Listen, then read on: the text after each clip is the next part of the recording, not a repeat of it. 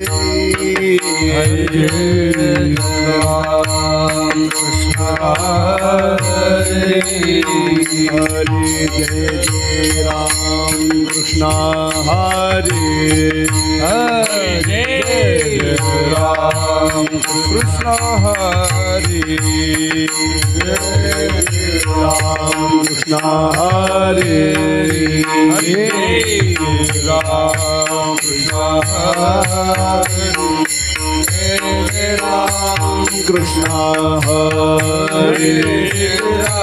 राम कृष्ण हरे जय राम कृष्ण हरे जय राम कृष्ण हरे जय राम कृष्ण हरे राम कृष्ण जय राम कृष्ण हरे राम राम जय राम कृष्ण हरे राम कृष्ण जय राम कृष्ण हरे राम कृष्ण जय राम कृष्ण हरे राम कृष्ण जय राम हरि जय राम जय राम कृष्ण हरे राम कृष्ण जय राम कृष्ण हरे राम कृष्ण जय राम कृष्ण हरे राम हरे राम जय राम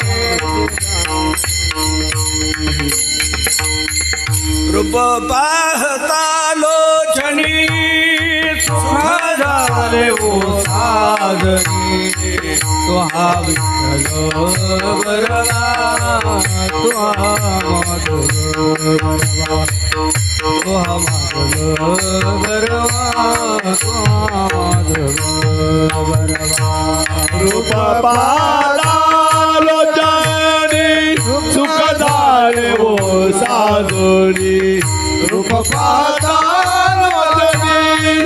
सुख झाले वो साजनी तुहा विठ्ठल बरवा तुहा माधव बरवा तुहा बरवा तुहा माधव बरवा सुकृताची जोडी म्हणून विठ्ठली आवडी तुहा विठ्ठल बरवा तुहा माधव बरवा तुहा माधव बरवा तुहा माधव बरवा बहुत सुकृताची जोडी म्हणून विठ्ठली आवडी तुहा विठ्ठल बरवा तुहा माधव बरवा तुहा माधव बरवा तुहा माधव बरवा सर्व सुखाचे आगर बाप रखुमदेवी सर्व सुखाचे आगर बाप रखुमदेवी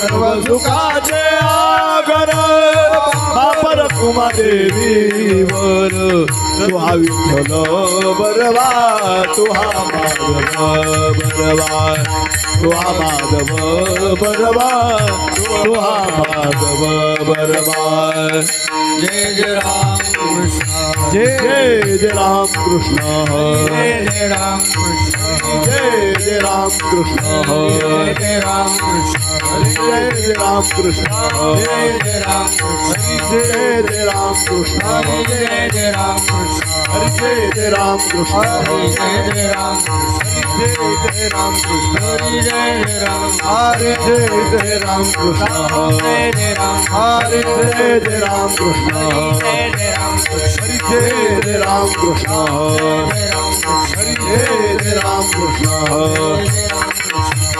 जय राम कृष्ण हरे जय जय राम कृष्ण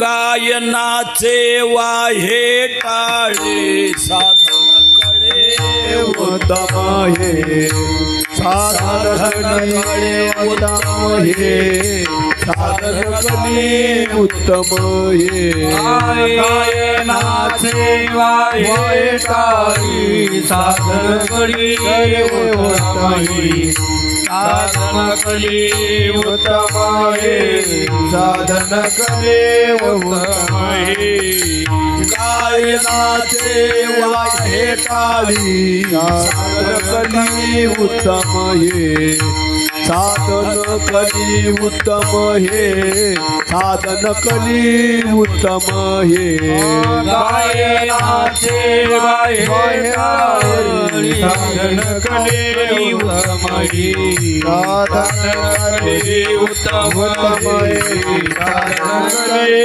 उत्तम हे काय दानो तरले किती नाव ऐती या बैसा नाव ऐती या बैसा नाव ऐती या बैसा काय जाणो तरले किती नाव ऐती या बैसा नाव ऐती या बैसा नाव ऐती या बैसा सायासाचे नाही काम घेता नाम विठोबाचे नाम विठोबाचे घेता नाम विठोबा सायासाचे नाही काम घेता नाम विठोबाचे घेता नाम विठोबाचे घेता नाम विठोबाचे काय दान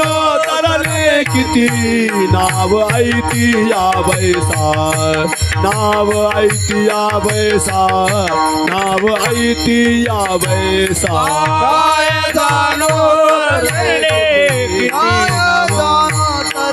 किती नाव ऐती या बैसा नाव ऐती या बैसा नाव ऐती या बैसा तुका म्हणे निर्वाणीचे साचे एक शस्त्र साचे हे एक शस्त्र साचे हे एक म्हणे निर्वाणीचे शस्त्र साचे एक शस्त्र साचे एक शस्त्र साचे एक तुका म्हणे निर्वाणीचे शस्त्र साचे हे एक शस्त्र साचे हे एक शस्त्र साचे हे एक म्हणे निर्वाणीचे शस्त्र साचे एक शस्त्र साचे एक शस्त्र साचे एक काय दानो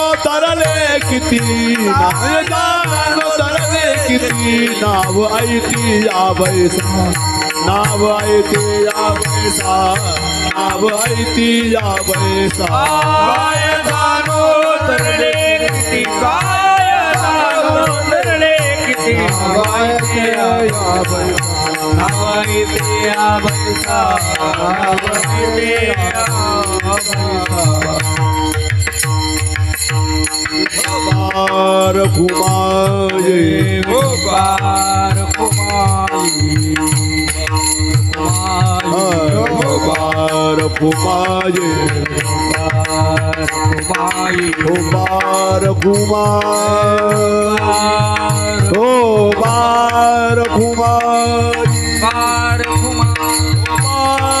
कुमारी ओ बार कुमारी ओ बार कुमारी ओ बार कुमारी ओ बार कुमारी ओ बार कुमारी ओ बार कुमारी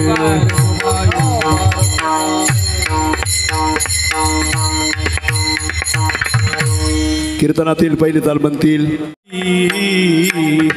गायनाचे वाहे टाळी गायनाचे वाहे टाळी गायनाचे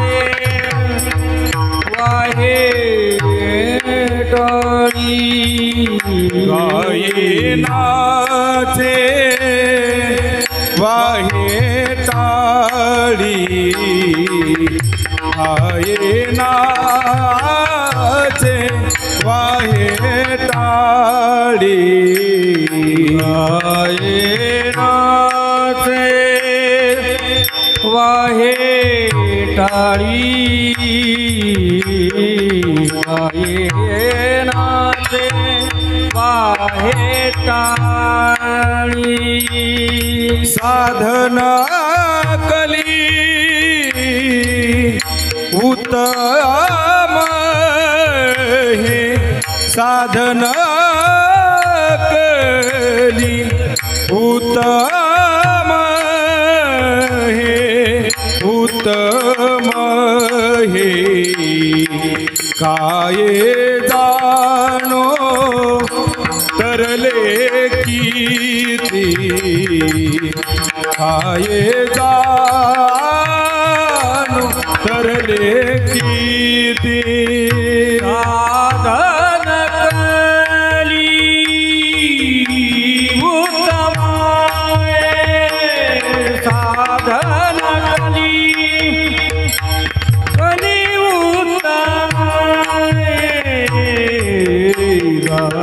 जाणो तरले किती काय जाणो तरले किती गाये नाचे वाहे टाळी गाये नाचे वाहे टाळी गाये नाचे वाहे टाळी गाये नाचे वाहे टाळी साधन कली उत्तम हे साधन कली उत्तम हे काये जाणो तरले कीती काये जाणो तरले कीती साधन कली उत्तम हे साधन कली उत्तम हे काय जाणो तरले किती काय जाणो तरले किती आबाईती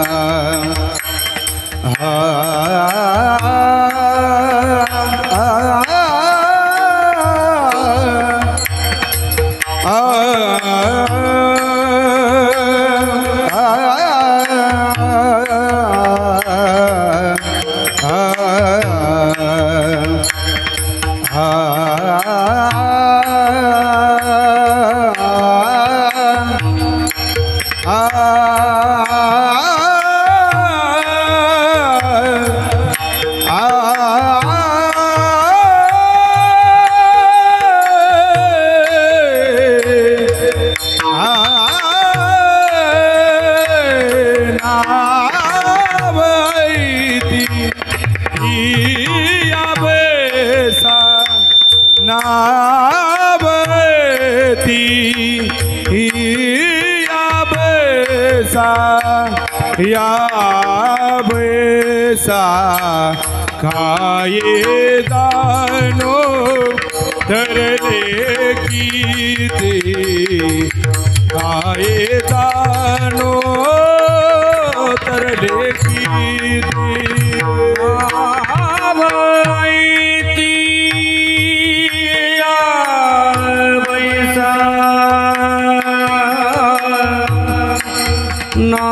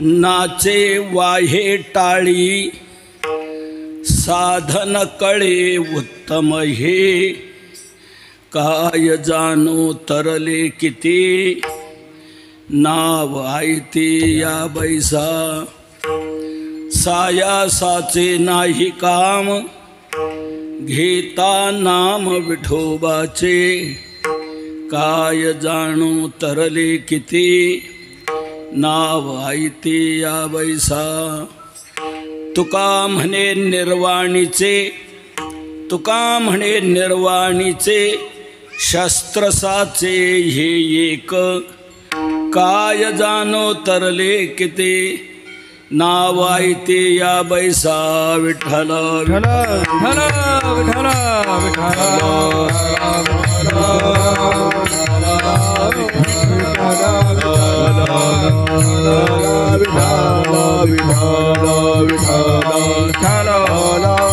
पांडुरंगा करो प्रथमा नमन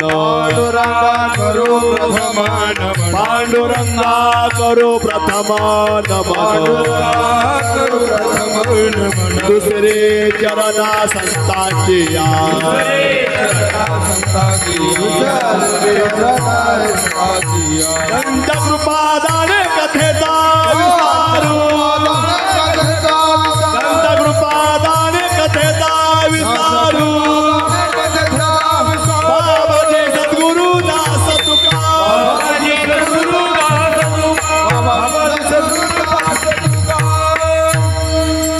काय माझी वाणी मानेल संतांसी रंजवू चित्तासे आपुलिया योऽन्तः प्रविश्य मम वाचमिमां प्रसुप्तां सञ्जीवयत्यखिलशक्तिधरस्वधाम्ना अन्यांश्च हस्तचरणश्रवणत्वगादीन् प्राणान्नमो भगवते पुरुषाय तुभ्यं नीलाम्बुजश्यामलकोमलाङ्गं सीतासमारोपितवामभागं पाणौ महासायकचारुचापं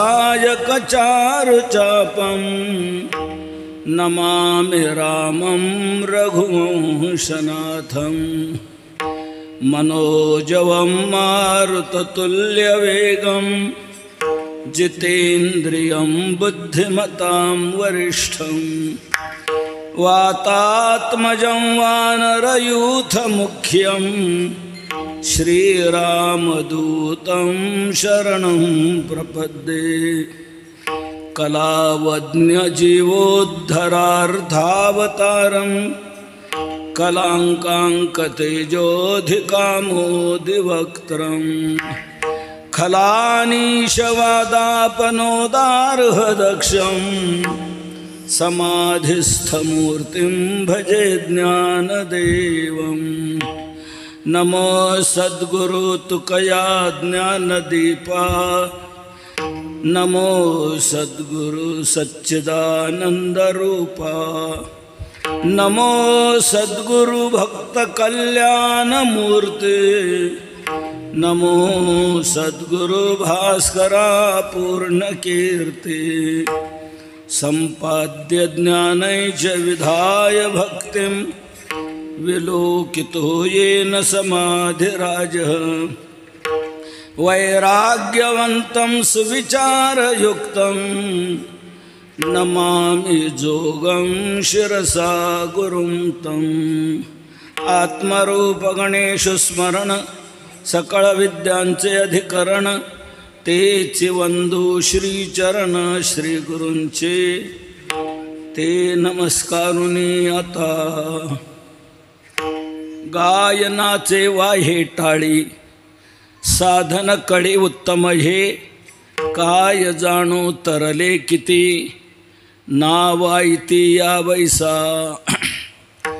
प्रस्तुत आपल्या या सुवर्ण महोत्सवी अखंड हरिनाम सप्ताहात सेवेकरता घेतलेला अभंग हा देहूचे सुप्रसिद्ध साधू संत हृदय सम्राट विश्ववंद्य विश्वसंत विश्वभूषण जगद्गुरु तुकोबाराय यांचा आहे. या अभंगातून तुकोबाराय नामचिंतन या साधनाची सुलभता सांगून श्रेष्ठता गात आहेत. आपलं हे अखंड हरिनाम सप्ताहाचं सुवर्ण महोत्सवी वर्ष आहे. आपल्या ग्रामस्थांना जितके धन्यवाद द्यावे तितके थोडेच आहेत. कारण ही अखंड हरिनाम सप्ताहाची साधना आपण सातत्याने एकूण 50 वर्ष करून हे 50वे वर्ष संपन्न करत आहात.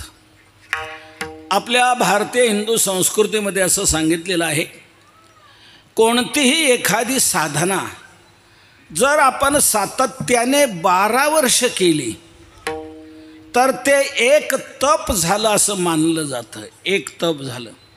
सातत्याने ती साधना 12 वर्ष का केली ते एक तप झालं.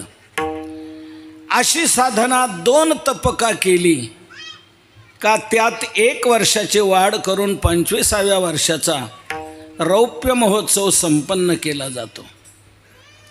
आणि तीच साधना जर 4 तप करण्यात आली तर त्यात 2 वर्षाची वाढ करून 50व्या वर्षाचा सुवर्ण महोत्सव संपन्न केला जातो. तीच साधना जर 6 तप करण्यात आली तर त्यात 3 वर्षाची वाढ करून 75व्या वर्षाचा अमृत महोत्सव संपन्न केला जातो. आणि तीच साधना जर 8 तप करण्यात आली तर त्यात 4 वर्षाची वाढ करून 100व्या वर्षाचा शताब्दी महोत्सव संपन्न केला जातो.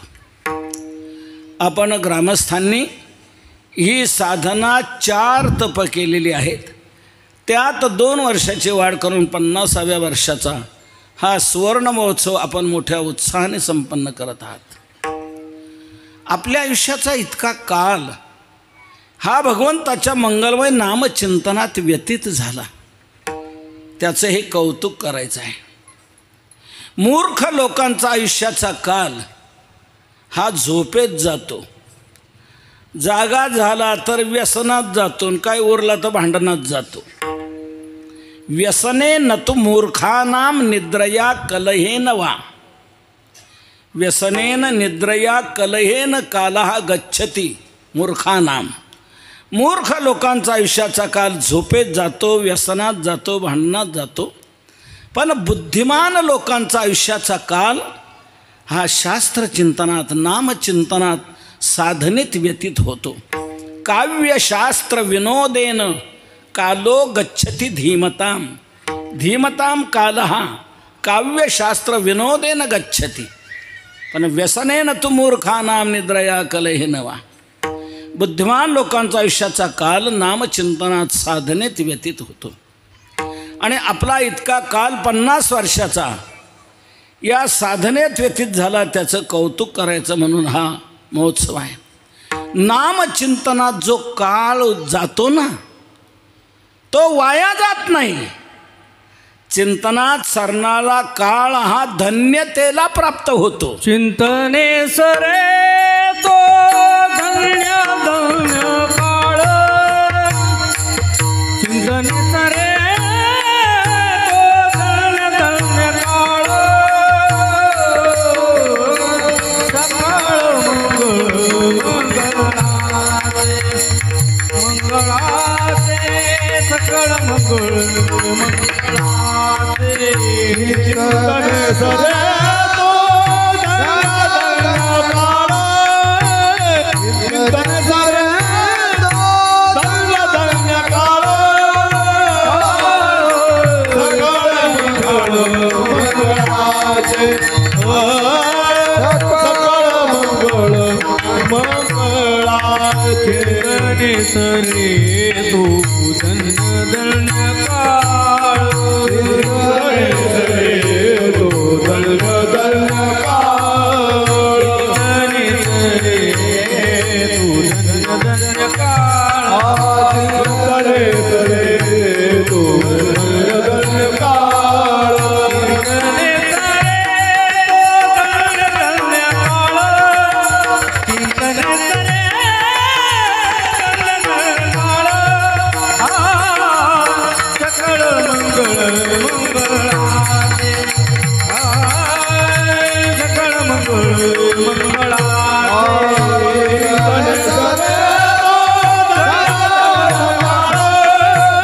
चिंतने सरे तो धन्य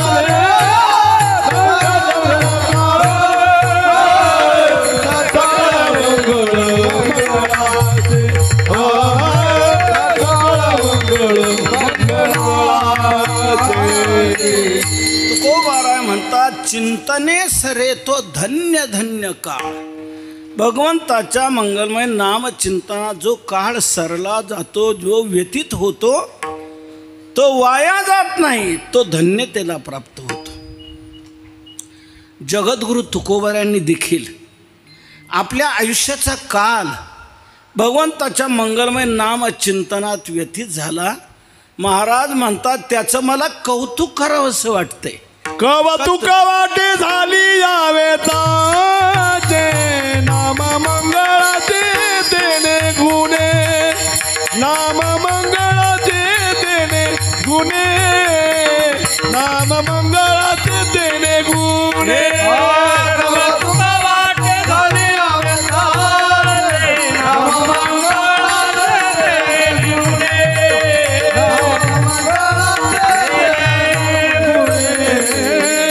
तुकोबाराय म्हणतात कौतुक वाटे झाली या वेचाचे, नाम मंगळाचे तेने गुणे, मंगळाचे नाम तेने गुणे, झाली या वेचाचे कौतुक वाटे. तुकोबाराय म्हणतात भगवंताचं मंगलमय नाम माझ्या मुखामध्ये सातत्याने येत राहिलं, त्या गुणास्तव माझ्या आयुष्याचा जो वेच झाला, तुकोबाराय म्हणतात त्याचं मला कौतुक करावंसं वाटतंय. मग जगद्गुरु तुकोबाराय जर कौतुक करतात तर आपण भुसेकरांनी का करू नये कौतुक. म्हणून या 50 वर्षाचा काल हा तपाचा काल भगवंताच्या मंगलमय नामचिंतनात अखंड हरिनाम सप्ताहात व्यतीत झाला, त्याचं कौतुक करायचं म्हणून हा भव्य असा महोत्सव आपण संपन्न करत आहात.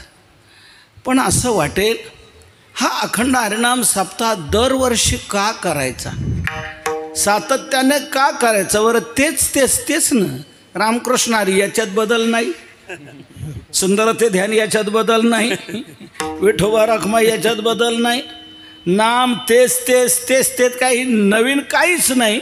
मग हे सातत्याने का करायचं, तर सातत्याने का करायचं याच्यात काय गरजेचं आहे, यातलं काय वैशिष्ट्य आहे, हे सातत्याने का करावं याचं मर्म समजावं.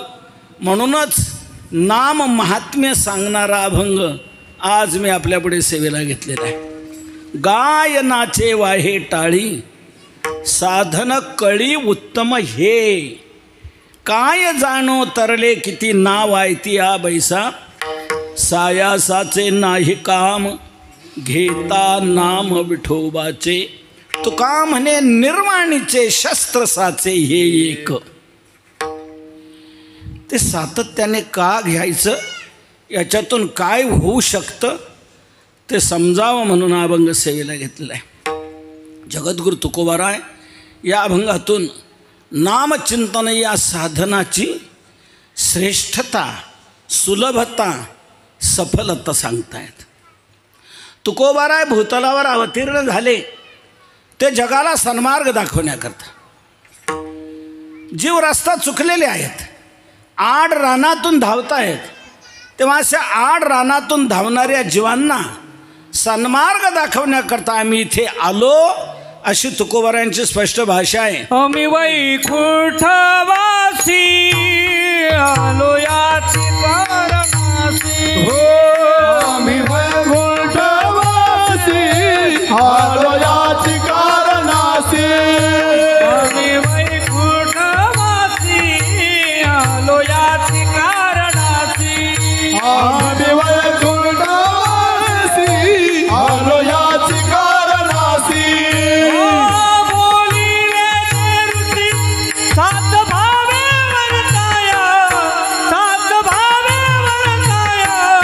झाडू संतांचे मार्ग आड राणी भरले जग झाडू संतांचे मार्ग आड राणी भरले जग बोलिले जे ऋषी सात भाव वर्ताया सात भाव वर्ताया झाडू संतांचे मार्ग आड राणी भरले जग झाडू संतांचे मार्ग आड राणी भरले जग आड राणी भरले जग. जग आड रानात प्रविष्ट झालेला आहे. योग्य रस्ता त्यांना कळत नाही म्हणून तो रस्ता दाखवण्याकरता आम्ही आलो याची कारणासी. याच कारणाकरता आम्ही इथे आलेलो आहे. आड रानातून जीव धावतायत तेव्हा त्यांना योग्य मार्ग दाखवण्याकरता आम्ही या ठिकाणी आलो. आपल्याला अशी एक जिज्ञासा यातून निर्माण झाली असेल की तुकोबाराय जर मार्ग दाखवण्याकरता इथे आले तर त्यांनी मार्ग तरी नेमका कोणता दाखवला? तर त्यांनी मार्ग दाखवला तो नामचिंतनाचा. बाबांनो नामस्मरण करा, हीच वाट तुम्ही धरा, अन्य वाटांनी जाऊच नका. नका जाऊ आडराणी ऐसी गरजती पुराणी. ही नामचिंतनाचीच वाट धरा. ही सोपी वाट आहे, सर्वांना जाता येण्यासारखी आहे आणि ही खात्रीची आहे, हमीची आहे. म्हणून तुम्ही हीच वाट धरा. वेगवेगळ्या पद्धतीने तुकोबाराय लोकांना हे समजून देत आहेत. बाबांनो कधी कधी तुकोबारायांनी म्हणावं आपल्याला मनुष्य जन्म प्राप्त झालेला आहे आणि एक लक्षात घ्या, याच जन्मात हे भजन घडू शकतंय, अन्य कुठल्याच जन्मात हे भजन घडत नाही. याची जन्मी घडे देवाचे भजन आणि ज्ञान नाही कोठे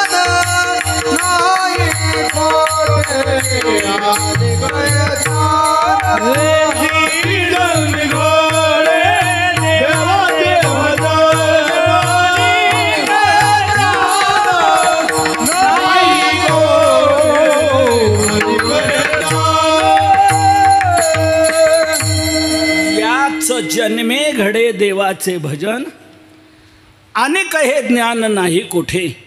याच जन्मात हे भजन घडू शकतं, अन्य कुठल्याही जन्मात हे घडत नाही आणि हे ज्ञान नाही कोठे. तुकोबारायांच्या या विधानावर तुमचा काही दावा आहे का?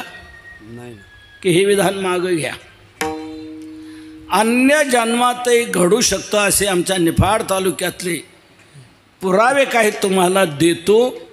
असे तुमच्याकडे काही पुरावे आहेत का की अन्य जन्मात हे भजन घडतं? आपला सप्ताह झाला, हा परिसरातल्या डुकरांनी पाहिला. आणि ते डुकरं काय म्हणू लागली, ही माणसंच काय म्हणून सप्ताह करतात, आपणही करू.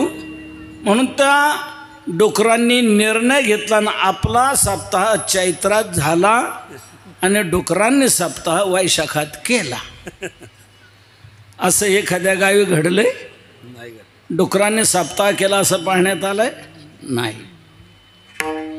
गावोगावच्या दिंड्या त्र्यंबकेश्वरला जातात, पंढरपूरला जातात, देहूला, आळंदीला जात आहेत. या दिंड्या जाताना गाढवांना दिसल्या. ते गाढवं काय म्हणू लागली, माणसंच काय म्हणून दिंड्या नेतात, आपणही नेऊया. म्हणून त्या गाढवांनी काय केलं, त्यांच्या समाजाची तातडीची मिटिंग घेतली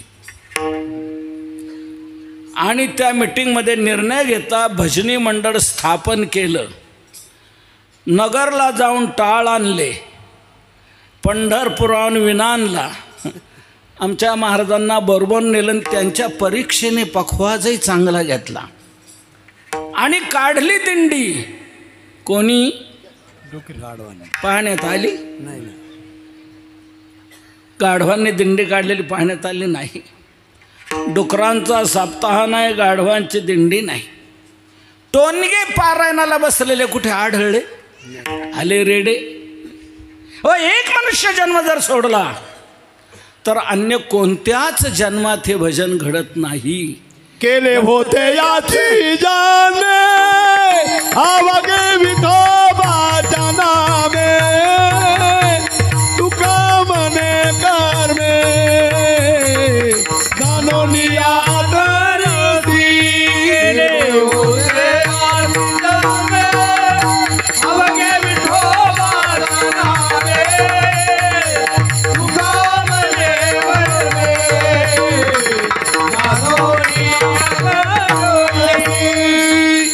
याच जन्मात हे भजन घडू शकते, अन्य कुठल्याच जन्मात घडत नाही. मग असा मनुष्य जन्म आपल्याला प्राप्त झालेला आहे. माझी आपल्याला सगळ्यांना विनंती आहे, आपण प्रत्येकाने एक खात्री करून घ्या. कोणती? आपण मनुष्यच आहोत नाही. प्रत्येकाने खात्री करा. आणि आपण जर मनुष्यच आहोत आणि मनुष्य जन्मातच फक्त भजन घडतंय, अन्य कुठल्या जन्मात घडत नाही, असं जर आहे तर हा जन्म आपल्याला आता प्राप्त आहे. मग या जन्मात आपण काय करायला पाहिजे? भजनच करायला पाहिजे की नाही? नामचिंतन करायला पाहिजे की नाही? अन्य जन्मात जे घडतं तेच जर आपण मनुष्य जन्मात करू लागलो तर त्यांच्यात आपल्यात काय फरक राहिला? हो, काहीच नाही. डुकरात, गाढवात, कुत्र्यात आपल्यात काय फरक राहिला? आहार, निद्रा, भय, मैथुन सर्व योनीशी समसमा. आपल्याला एक खावं लागतं, डुकरे खातात, गाढवे खातात, कुत्रे खातात. आपल्यालाही झोप आहे, त्यांनाही झोप आहे. आपल्यालाही विषयोपभोग आहे, त्यांनाही आहे. आपल्याला भय आहे, त्यांना आहे. मग त्यांना जे आहे तेवढंच जर आपण करत असलो तर मग त्यांच्यात आपल्यात काय फरक राहिला? नाही तरी काय, थोडी श्वान सुकरे बापुडी. म्हणून तेवढंच जर आपल्या मनुष्य जन्मात घडत असेल तर हे उपयोगाचं नाही. म्हणून या जन्माची ज्यात विशेषता आहे ती नामचिंतनात आहे. म्हणून ते नामचिंतन आपल्याकडून घडलं पाहिजे, हे या जन्माचं वैशिष्ट्य आहे. तर बाबांनो, आपण मनुष्य जन्मात आहोत तर नामचिंतन करा, असं मनुष्य देहाचं महत्त्व सांगून तुकोबाराने लोकांना नामचिंतनाकडे प्रवृत्त करावं. दुर्दैवाचा प्रकार असा आहे, आपल्याला मनुष्य जन्म मिळालेला आहे पण आपल्याला याची किंमत कळत नाही. हो, याची किंमत कळत नाही. ज्यांना या देहाची किंमत कळते त्यांना हा देह मिळत नाही. आपल्याला मिळालेला आहे तर आपल्याला याची किंमत कळत नाही. आणि नको ते सटरफटर करण्यात, नको ते करण्यात आपलं आयुष्य आपण गमावून बसतो. या मनुष्य जन्माची किंमत कळाली स्वर्गातल्या देवांना, की या मनुष्य जन्माची काय किंमत आहे, काय महत्त्व आहे, काय विशेष आहे, हे स्वर्गातल्या देवांना कळलं. म्हणून ते स्वर्गातले देव या मनुष्य जन्माची स्वर्गीचे अपेक्षा करतात. आमारा इच्छिताती देवा मृत्यू लोकी भावा जन्मा मृत्यू लोकी भावा जन्मा स्वर्गीचे आमारा इच्छिताती देवा मृत्यू लोकी भावा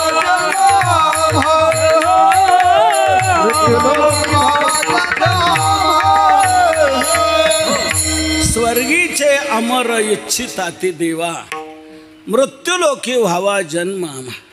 स्वर्गातले देव या मनुष्य जन्माची इच्छा करतायत की आम्हाला मनुष्य जन्म मिळावा.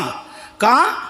या मनुष्य जन्मातच भजन घडू शकते, ते आम्हाला घडलं पाहिजे. देवांनो, तुम्हाला मनुष्य जन्म जर मिळाला तर तुम्ही काय करणार हो? ते म्हणतात नारायण नामे होऊ जीवनमुक्त कीर्तनी अनंत गाऊ गीती. जर आम्हाला मनुष्य जन्म मिळाला तर आम्ही नामचिंतन करणार. म्हणून त्या देवांना याची किंमत कळाली, पण त्यांना हे मिळत नाही. आपल्याला मिळालेलं आहे तर आपल्याला याची किंमत कळत नाही आणि नको ते करण्यात आपलं आयुष्य आपण गमावून बसतो. भलतिकडे याचा दुरुपयोग करतो. तुकोबाराने दिलेला दृष्टांत सांगू का? एक धनगर शेळ्या मेंढ्या चारणारा, तो आपल्या शेळ्या मेंढ्या घेऊन निघाला रानात. जाताना त्याला वाटेत चिंतामणी भेटला. चिंतामणी म्हणजे चिंतामणी नावाचा माणूस नाही बरं का आमच्या महाराज. चिंतामणी नाही भेटला, चिंतामणी नावाचं अमोलिक रत्न मिळालं. काय त्या रत्नाची विशेषता आहे? त्या रत्नाची विशेषता अशी आहे, ते मिळालं की आपण जे चिंतन करू ते चिंतन पूर्णत्वाला जातं, चिंतिलेलं प्राप्त होतं. चिंतामणी दे चिंतिल्या अर्था, कामधेनू कल्पतरू चिंतामणी आवडीची धनी पुरविती. असं चिंतामणी नावाचं अमोलिक रत्न त्याला मिळालं आणि तो म्हणू लागला, आता याचं काय करू, आता याचं काय करू. अरे सर्व चिंता दूर करणारा चिंतामणी तुझ्या हातात आलेला आहे आणि तू म्हणतो आता याचं काय करू, काय करू, काय करू. रानात गेला, शेळ्या मेंढ्या लावून दिल्या, हातात ते रत्न पाहतो आहे, याचं काय करू, आता काय करू. तितक्यात त्याला एक कल्पना सुचली आणि तो निघाला. गावात आला, मिस्त्री गाठवला. मिस्त्रीकडून गिरमिटाने त्याला भोग पाडलं आणि सुतळीत तो ओवला आणि रानात जाऊन बांड्या शेळीच्या गळ्यात बांधला. काय उपयोग केला हो त्याचा? तुका म्हणे चिंतामणी शेळी गळा, चिंतामणी शेळी गळा. तुका म्हणे चिंतामणी शेळी गळा, चिंतामणी शेळी गळा. शेळी गळा, शेळी गळा. तुका म्हणे चिंतामणी शेळी गळा, चिंतामणी शेळी गळा. हवे अवकळा, हवे अवकळा म्हणूनी. भावे अवकळा, भावे अवकळा म्हणूनी. चिंतामणी त्याला मिळाला आणि त्याचा काय उपयोग त्याने केला? रानात जाऊन बांड्या शेळीच्या गळ्यात बांधला. तुका म्हणे चिंतामणी शेळी गळा, पावे अवकळा म्हणून. तसं तुम्हा मला देखील हा नरदेह रूपी चिंतामणी मिळाला आहे, पण आपण याचा काय उपयोग केला? कोणाच्या गळ्यात बांधला हे ज्याने त्याने आपलं लक्षात घ्या की आपण या चिंतामणीला कोणाच्या गळ्यात बांधलंय, याचा दुरुपयोग आपण करत आहोत. हा नरदेह रूपी चिंतामणी आहे, हे अमोलिक रत्न आहे. नरदेह निधान लागले हाती, उत्तम सार उत्तम गती, देवाची होईन म्हण तिथे होती, तरी का चित्ती न धरावे. देव व्हायचं मनात आणलं तर देव होता येत, अशी या देहाची शक्ती आहे.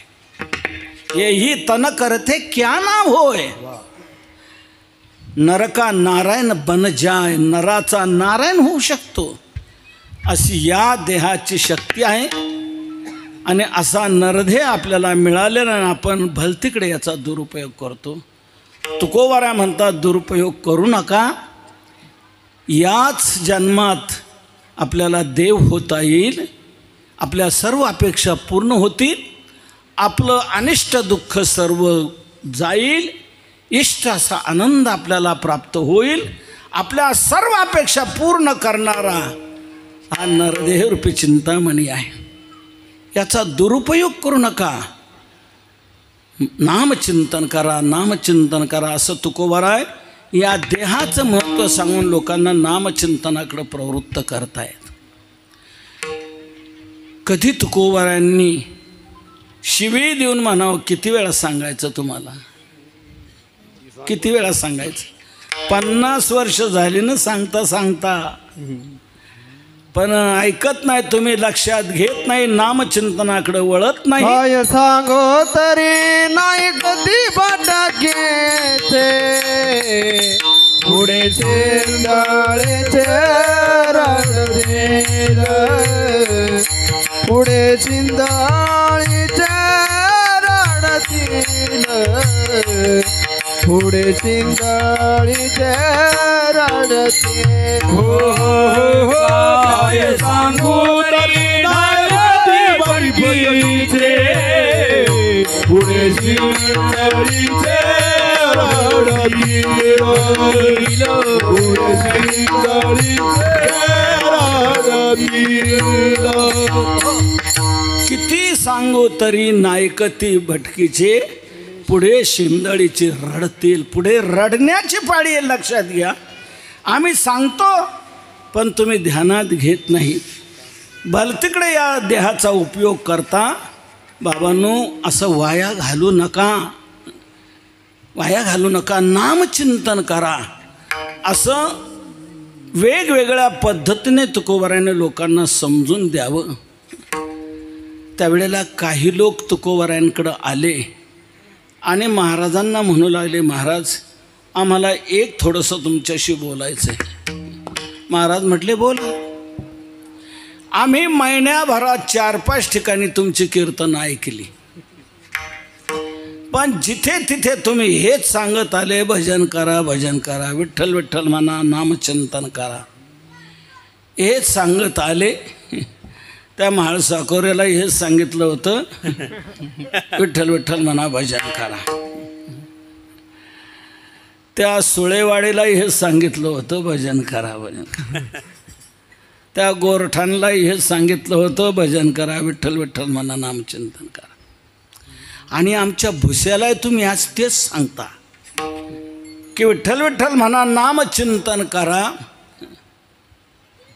तुकोबाराय म्हणतात, हो हेच सांगतोय मी, हे सांगणार. शिव्या देऊनही तुम्ही म्हणता, किती सांगू तरी नाही कधी, ही भाषा वापरता. तुकोबाराय म्हणतात, तशीच दुसरी भाषा मी ही वापरलेली आहे ना. बाबांना तुमच्या पायाला लागतो. लागोनिया पाया विनवितो तुम्हाला, लागोनिया पाया विनवितो तुम्हाला, लागोनिया पाया विनवितो तुम्हाला, लागोनिया पाया विनवितो तुम्हाला. हरी बोला मुखी नाम, हरी बोला मुखी नाम, हरी बोला मुखी नाम. मी शिव्याच देऊन सांगितलं असं नाही, कधी कधी तुमच्या पाया पडूनच सांगितलेलं आहे. लागून या पाया विनवितो तुम्हाला, करे टाळी बोला मुखे नाम. तुमच्या पायाला लागतो बाबांनो, तुम्हाला माझी विनंती आहे. हाताने टाळी वाजवा आणि मुखाने नाम घ्या. करे टाळी बोला मुखे नाम. हाताने टाळी वाजवा आणि मुखाने नाम घ्या. ही भाषा मी वापरलेली आहे की नाही? का त्या कीर्तनाला तुम्ही हजर नव्हते? ही सांगितलंय मी, पाया पडून सांगितलंय. शिवी देऊन सांगितलंय, वेगवेगळ्या पद्धतीने सांगितलंय, तेव्हा माझं हेच म्हणणं आहे, हाताने टाळी वाजवा आणि मुखाने नाम घ्या, बस हेच सांगितलंय मी. तेव्हा ते लोक म्हणाले मग आमचा तिथेच मुद्दा आहे. काय? हाताने टाळी वाजवा आणि मुखाने नाम घ्या हेच साधन तुम्ही का सांगता? अहो वेदात, शास्त्रात, पुराणादिकामध्ये उच्च उच्च दर्जाची साधनं सांगितलेली आहेत. ती राहिली एका बाजूला आणि तुमचं चाललंय टुमणं, म्हणा विठ्ठल विठ्ठल, हाताने टाळे वाजवा आणि मुखाने नाम घ्या. तर हेच साधन तुम्ही का सांगता? तर हेच साधन मी का सांगतो याचं जबरदस्त कारण तुकोबाराय आज आपण सेवेकरता घेतलेल्या अभंगाच्या प्रथम गायनाचे वाये टाळे, गायनाचे वाये टाळे,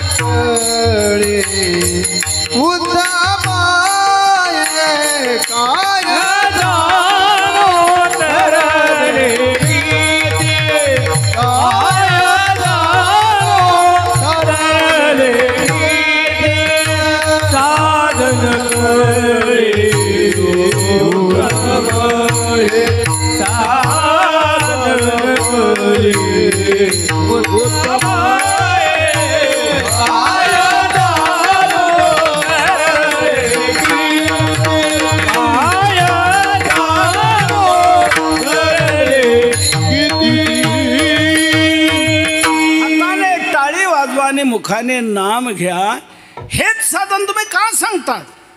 वेदात, शास्त्रात, पुराणादिकात किती उच्च उच्च दर्जाची साधनं सांगितली, ती नाही तुमच्या लक्षात येत का? तुम्ही पुराणं पाहिले नाही, वेद शास्त्र काय जाणलं नाही? तुकोपर्यंत सगळं मी जाणलेलं आहे. पाहिली पुराणे, धांडोळिली दर्शने. वेदाचा अर्थ काय आहे तो आम्हालाच माहीत आहे. वेदाचा अर्थ तो आम्हासीच ठावा, एरांनी व्हावा भार माथा.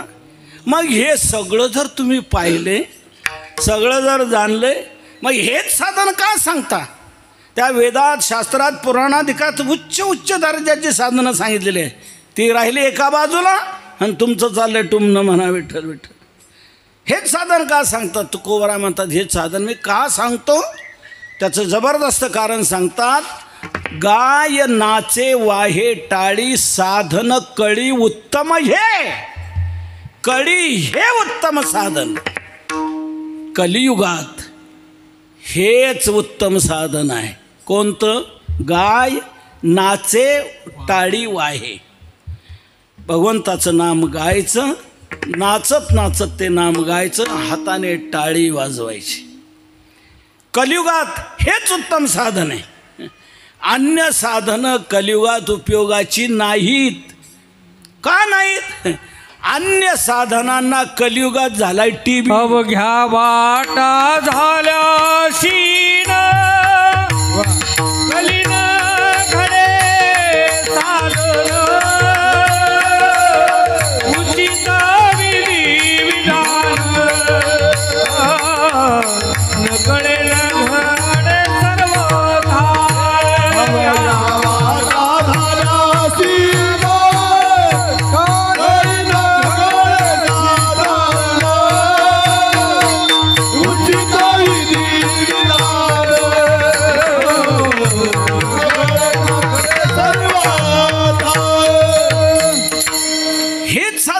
सांगता, अन्य साधन का सांगत नाही? तुकोबारा म्हणतात, का सांगत नाही कारण सांगू, अन्य साधनांना कलियुगात झालाय TB, क्षयरोग झालाय त्यांना, क्षयरोग. तुकोबारांची भाषा आहे, अवघ्या वाटा झाल्या क्षीण, कली न घडे साधन. कलियुगात त्यांचं साधन घडू शकत नाही. कलियुगात ती साधनं साधली जाणारी नाहीत. का? पहिल्यांदा त्या साधनातला विधीच नेमका कळत नाही. उचित विधी विधान न कळे, समजा कळला तरी न घडे, न कळे न घडे, आणि घडला तरी सर्वथा न घडे. ती साधनं पूर्णत्वाने साधली जातील हे सांगता येत नाही. अशी ती क्षीण झालेली साधनं आहेत, कमकुवत झालेली साधनं आहेत. कलीवर मात करण्याची क्षमता त्यांच्यात नाही. आणि कलीवर मात करणारं सक्षम साधन, प्रभावी साधन जर कोणतं असेल तर ते नामचिंतन आहे. आता ते उपयोगाची नाही ती साधनं. तो काल संपला. युग 4 आहेत, कृत, त्रेता, द्वापार आणि कली. ही 4 युग आहेत. आता कोणत्या युगात कोणतं साधन केलं म्हणजे जीवाचा उद्धार होतो हे सर्व ग्रंथात सांगितलेलं आहे. तुम्ही वाचा, पहा आणि मग मला बोला. श्रीमद भागवतात स्पष्ट सांगितलंय कोणत्या युगात कोणतं साधन केलं म्हणजे जीवाचा उद्धार होतो. तर कृतयुगामध्ये ध्यान करणं हे उद्धाराचं साधन होतं. त्रेतायुगामध्ये यज्ञ करणं हे उद्धाराचं साधन होतं. द्वापार युगात परिचर्या, पूजा हे उद्धाराचं साधन सांगितलं. आणि कलियुगात हरिनाम हे उद्धाराचं साधन सांगितलेलं आहे. कृते यध्यायतो विष्णुम त्रेतायाम यजतो मखैः द्वापारे परिचर्यायाम कलौ तद्हरि कीर्तनात. कलियुगा माझी करावे कीर्तन, तेने नारायण देईल भेटी. कलियुगी उद्धार हरिनामे, हरिनामे कलियुगी उद्धार. कलियुगी नाम तारक दुजे होय दुःखदायक. हरेर नाम हरेर नाम हरेर नामैव केवलम कलौ नास्तेव नास्तेव नास्तेव गतिरन्यथा. कलियुगात अन्य साधनं उपयोगाची नाही. बाकीची जी साधनं वेदात, पुराणात, शास्त्राधिकात सांगितलेली त्यांना महत्त्व होतं नाही असं माझं म्हणणं नाही. पण त्या काळात कृतयुगात, त्रेतायुगात, द्वापारयुगात त्यांचं चालत होतं, ते घडत होतं. आता कलियुग सुरू झाले आणि कलीवर मात करण्याची क्षमता आता त्या साधनांची नाही. त्या साधनांचा काळ संपला. काहींचा काही काल असतो, त्याच कालात त्यांचा उदो उदो असतो, झिंदाबाद. आणि काही कालानंतर त्यांचाच मुर्दाबाद सुरू होतो. आपण पाहतो आणि म्हणतो देखील एक काल यांनी गाजवलं बरं का.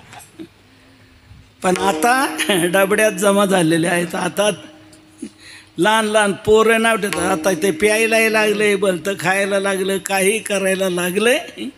काल त्याचा संपला आता. पण एक काल गाजवला बरं का त्याने. पण आता ते डबड्यात जमा झाले. तसं काही साधनांचा काल होता. कृतयुगात, त्रेतायुगात, द्वापारयुगात त्या साधनांचं चालत होतं. आता कलियुग सुरू झालेला आहे आणि कलीचा फार जोर वेगळा आहे. कलियुग म्हणजे पापाचा ओतीव पुतळा आहे. कली पापाची हे मूर्ती. म्हणून या अशा पापमय असणाऱ्या कलीवर मात करण्याची क्षमता त्या अन्य साधनांमध्ये नाही. ती साधना या कलीवर मात करू शकत नाहीत. आणि कलीवर मात करणारं प्रभावी साधन, सक्षम साधन कोणतं असेल तर ते नामचिंतन आहे. म्हणून त्या साधनांच्या नादी लागायचं नाही माझं म्हणणं आहे. त्यांचा काल संपला. काहींचा काय काल असतो मी सांगितलं. त्या कालात ते चालू शकतं. पुढे तेच चालणारं आपण फेकून देतो. तुम्हाला व्यवहारातले 2 उदाहरणं सांगतो म्हणजे झटकन लक्षात येईल. आपण डॉक्टरकडे गेल्यानंतर डॉक्टर चेक करतात आणि त्यांच्या जे लक्षात आलं त्या लक्षात आल्यानुसार ते औषध आपल्याला ते देतात. त्यांच्याजवळ असलेले देतात, नसलेले ते कागदावर लिहून देतात, जा मेडिकल स्टोअर्स म्हणून ही औषधं तुम्ही घ्या आणि अशा अशा टायमाला अशा अशा प्रकारे घ्या. मग आपण मेडिकल स्टोअर्समध्ये जातो, तो कागद देतो, तो पाहतो आणि त्याप्रमाणे औषधं काढून देतो. जी जाणकार माणसं आहेत ना ती लगेच त्यांनी काढून दिलेली औषधं पाहतात. आता काय पाहायचं त्याच्याकडे, काय पाहतात सांगू, त्या औषधावर असलेली माहिती ती सर्व चेक करतात, ते पाहतात.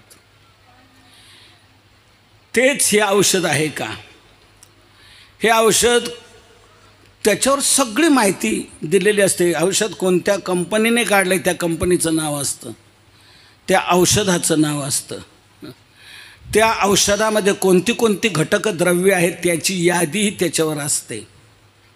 त्याच्याबरोबरच त्याच्या पुढे त्याची घेण्याची मात्राही सांगितलेली असते, त्याची टक्केवारही सांगितलेली असते, कोणतं किती टक्के कोणतं किती टक्के हीही माहिती दिलेली असते. त्याबरोबर मात्रा किती वेळा घ्यायचं, किती घ्यायचं हेही सांगितलेलं असतं. आणि आणखी एक बारकाईने तो पाहतो. काय पाहतो बारकाईने, त्या पॉकेटवर 2 तारखा दिलेल्या असतात. पहिली तारीख असते हे औषध निर्माण झालंय केव्हा, मार्च 2020ला हे औषध निर्माण झाले, ही पहिली तारीख. आणि त्याच्यानंतर खाली दुसरी तारीख असते, मार्च 2024. ह्या 2 तारखा काय हो, पहिली तारीख ही असे औषध निर्माण झालंय केव्हा, ते उत्पादनाची तारीख पहिली असते आणि त्यानंतर त्याच कंपनीने या औषधाची पॉवर कुठपर्यंत राहील, क्षमता शक्ती कुठपर्यंत राहील हे करून ती शेवटची तारीख दिलेली असते. ती कोणती, मला ते इंग्रजी येत नाही, संपण्याची तारीख. इंग्रज निघून गेल्यावर मी जन्माला आलो. औषधाचा कालावधी. कालावधी कोणता कालावधी, कुठल्या कालापर्यंत हे औषध काम देईल, मार्च 2024 पर्यंत हे काम देईल. मार्च 2024 का गेला आणि 2024चा एप्रिल महिना का सुरू झाला की ते औषध फेकून द्यायचं. आणि जर एखादा मेडिकल स्टोअर्सवाला ते चालू लागला तर त्याच्यावर केस होऊ शकते. का, कंपनीनेच या औषधाची क्षमता कुठपर्यंत सांगितलेलं आहे आणि ते सोडून तुम्ही पुढे ते चालवता, तुम्ही त्याचा व्यवसाय करता, त्याच्यावर केस होऊ शकते. म्हणजे याचा अर्थ काय, कंपनीने सांगितलं या औषधाची क्षमता इथपर्यंत हे चालणार, इथून पुढे हे औषध चालणार नाही, ते फेकून द्यायचं. तसं वेदात, शास्त्रात, पुराणाधिकात जे अन्य साधनं सांगितलेली त्या साधनांची क्षमता सांगितली होती. कृतयुगात चालणार हे, त्रेतायुगात चालणार हे, द्वापारयुगात चालणार हे, त्या कालामध्ये तुम्ही ती साधनं करा असं सांगितलेलं. पण कलियुग सुरू झाल्यानंतर कलिवर कोणतं साधन आपण हातात घ्यायचं कलियुगामध्ये, तेव्हा कलियुगात त्या साधनाकडे जायचं नाही, नामचिंतन करायचं, हाताने टाळी वाजवायची आणि मुखाने नाम घ्यायचं. साधन कळी उत्तम हे कलियुगात हेच उत्तम साधन, गाय नाचे वाहे टाळे, कलियुगात हे उत्तम साधन आहे. त्या बाकीच्या साधनांचा काल संपला. कृत, त्रेता, द्वापार युगात ती चालत होती, आता नाही. आता चालणारं साधन, प्रभावी साधन म्हणजे नामचिंतन आहे. साधन कले उत्तम हे. म्हणून ती साधनं जरी असली तरी ती आता बाजूला ठेवायची आणि कलियुगामध्ये नामचिंतन करायचं. दुसरा दृष्टांत सांगतो. आपले बहुसंख्य शेतकरी आहात, शेतकऱ्यांचा दृष्टांत सांगतो म्हणजे झटकन लक्षात येईल. पूर्वी आपण बागायती शेती करत होतो. कशावर करत होतो? विहीर असायची आपली आणि त्या विहिरीत 2-3 परस अशी विहीर आणि त्या विहिरीवर मोटा, त्या मोटा आपण चालवायचं, बैल जोडायचे, नाडा नाडी ती वडव ते सर्व थारोळं, ही जुन्या काळातली पद्धती पाणीवर काढण्याची. त्याप्रमाणे मोठा धरून आपण त्या विहिरीतलं पाणी काढत होतो आणि आपली बागायती शेती करत होतो. उंचीवरचं जर शेत असेल तर तितकं थारोळ आपण उंच घेत होतो, लांग घालत होतो आणि उंचीवरून पाणी तिकडे नेत होतो त्या वरच्या शेताला. तर त्या पद्धतीने गाणं म्हणत म्हणत मोठा हाकत आपण ते पाणी काढत होतो आणि आपण बागायती शेती करत होतो. ऐका, नंतर ही वीज आली. वीज आल्यानंतर आपण त्याच्यावर कनेक्शन घेतलं आणि मोटारी बसवल्या. 3 हॉर्सपॉवर 5 हॉर्सपॉवरच्या मोटारी बसवल्या आणि मग मोटार गेल्या आणि मोटारी आल्या. मोटार सोडून दिल्या आपण, मोटारी बसवल्या. आता ज्या मोटारी बसवल्यानं 3 हॉर्सपॉवर 5 हॉर्सपॉवर ह्या ताकदवान मोटारी, त्या मोटारी काय करू लागल्या? विहिरीचा तळ दुपारीतच उघडा पाडू लागल्या. दुपारीत उघडा पाडू लागल्यानंतर मग आपण काय डोकं चालवलं? आणखी एक परस खाली घ्या.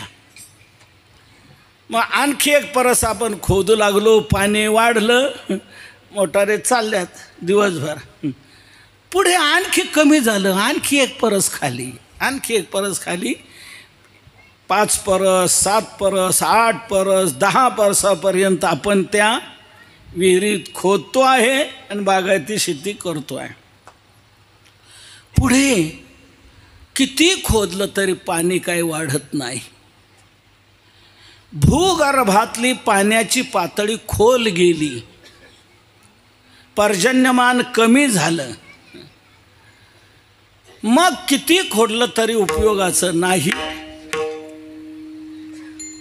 मग आपण काय करू लागलो? खाली खोदण्याचा नाद सोडून दिला आणि मग कशाकडे वळलो? बोर घ्यायला लागलो. 200 फूट खोल, 300 फूट खोल, 500 फूट खोलीचं बोर आपण घेऊ लागलो आणि त्याच्यातलं पाणी आपण काढून आता बागायती शेती करतो. आता माझा मुद्दा आपण एक लक्षात घ्या. 8 परस 10 परसपर्यंत आपण खोदली ती विहीर आणि त्याच्यावर मोटारी बसवलेल्या 3 हॉर्सपॉवर 5 हॉर्सपॉवर. त्या मोटारी काम देत होत्या की नाही? देत होत्या. देत होत्या. पण त्याची क्षमता कुठपर्यंत? 10 परसापर्यंत. फार झालं तर 80 फुटाचं त्यांचं हेड, 80 फुटापर्यंत त्या मोटारी काम देऊ शकतात. त्याच्यापेक्षा अधिक खोलीतलं पाणी त्या मोटारी खेचू शकत नाही. 80 फुटापर्यंत फार तर हेड, तेवढंच ते काम देणार आहे. ते काम करत होते. पण आता 500 फूट खोलीचं बोर आपण घेतलं आहे. त्या मोटारी चालत होत्या की नाही? 5 हॉर्सपॉवरच्या मोनोब्लॉक मोटारी काम देत होत्या की नाही? पाणी उपसत होत्या की नाही? पण त्या 10 फुटापर्यंत 80 फुटापर्यंत 7-8 परसापर्यंत त्या काम देत होत्या. आता 500 फूट खोलीचं पाणी आहे. त्या खोलीचं पाणी त्या मोटारी खेचू शकत नाही. मग चालत्या मोटारी चालू होत्या की नाही? त्या मोटारी विहिरीत 80 फुटापर्यंत. पण चालत्या मोटारी आपण काढून बाजूला ठेवल्या आणि 500 फूट खोलीवरचं पाणी काढण्याकरता सबमर्शिबल आपण घेतला आणि मग त्या सबमर्शिबलच्या सहाय्याने आपण 500 फूट खोलीचं पाणी काढतो आणि बागायती आपण करतो. त्या मोटारी चालू होत्या की नाही मोनोब्लॉक? चालू होत्या. पाणी काढत होत्या की नाही? काढत होत्या. पण तितक्यापर्यंतच्या त्या 80 फुटापर्यंतच्या 500 फूट खोलीचं पाणी त्या खेचू शकत नाही. म्हणून चालत्या मोटारी आपण बाजूला काढून ठेवल्या. आणि जसं सबमर्सिबलकडे वळलो तसं इतर साधनं त्यांचा काल कृतयुगात, त्रेतायुगात, द्वापारयुगात चालता होता. चालता काल त्यांचा. पण आता कलियुग सुरू झालं. कलीवर मात करण्याची क्षमता त्यांच्यात नाही. म्हणून ती साधनं बाजूला ठेवून तुकोबाराय म्हणतात, कलियुगात चालतं साधन, प्रभावी साधन, काम देणारं साधन जर कोणतं असेल तर ते नामचिंतन आहे. म्हणून माझा तुम्हाला आग्रह आहे, गाय नाचे वाहे टाळी साधन कळी उत्तम. हे कलियुगात हेच उत्तम साधन आहे. नाम गायचं, नाचत नाचत नाम गायचं, हाताने टाळे वाजवायचे. पूर्वीच्या सर्व संतांनी या साधनाकडे जोर दिला. ते रामकृष्ण गीत गात गात, टाळ चिपड्या वाजवत वाजवत, आपल्या छंदात नाचत नाचत फिरत राहिले आणि या नामचिंतनाचा प्रचार केला. रामकृष्ण गीती गात, टाळ चिपळ्या वाजवित, छंदे आपुल्या नाचत,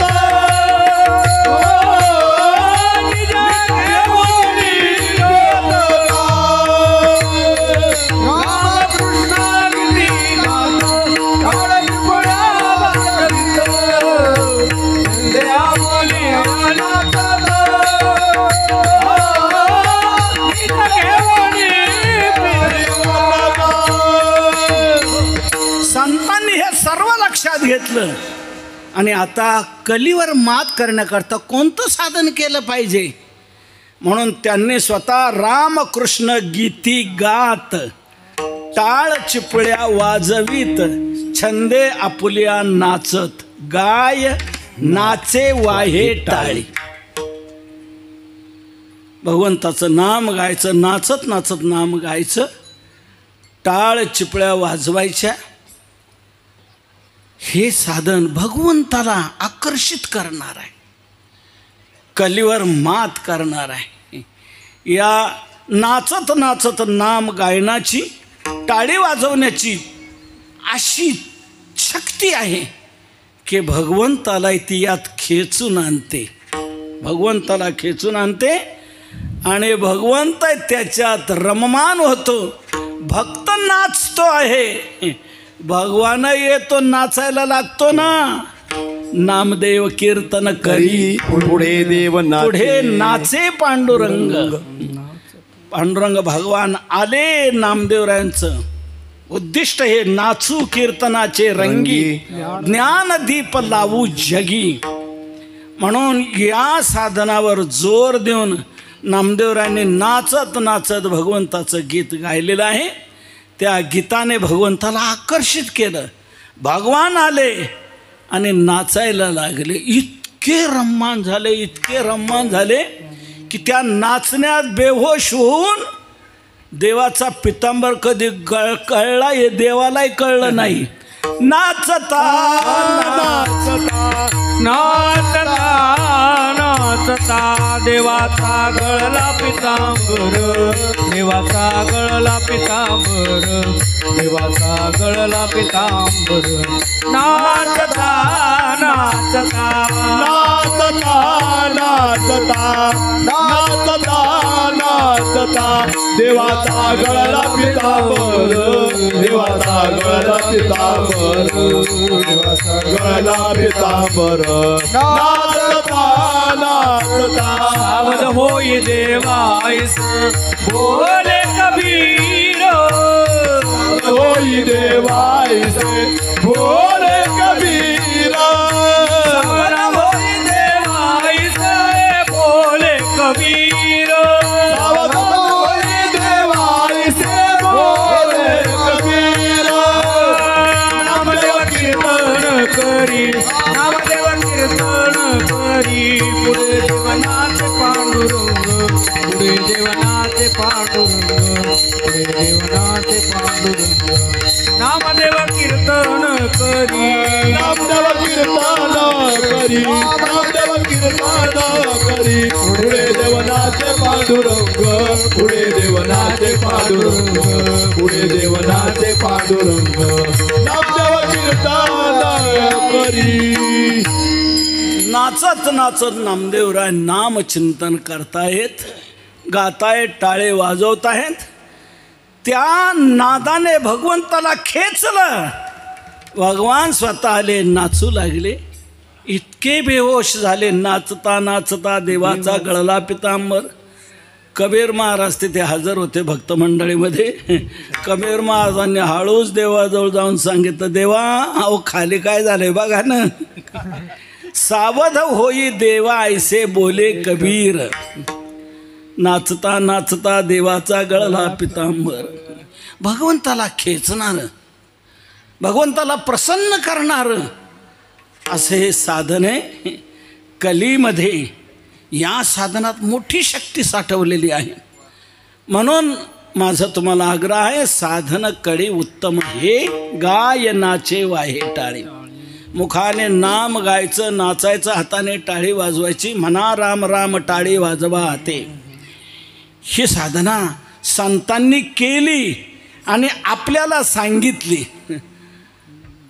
सोपेवर आम्हाला सांगितले संती. सोपेवर सांगितले संती.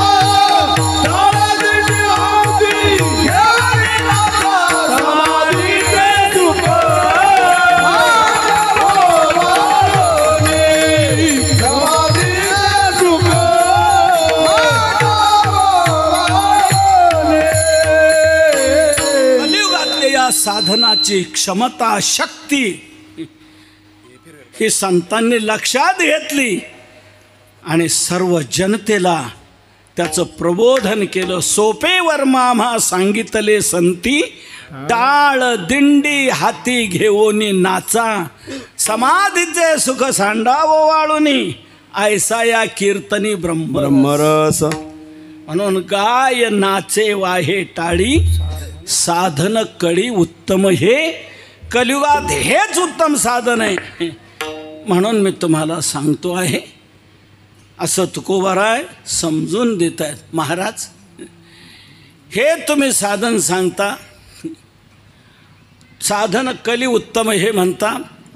कलीवर मात करण्याची क्षमता दुसऱ्या साधनांची नाही. कलीवर मात करणारं सक्षम प्रभावी साधन नामचिंतन आहे. कली पापाची हे मूर्ती नाम खड्ग घेऊ हाती. तर या साधनाने मनुष्य तरुण जाईल का? ह्या भवनदीतून पैलतीराला पोचेल का?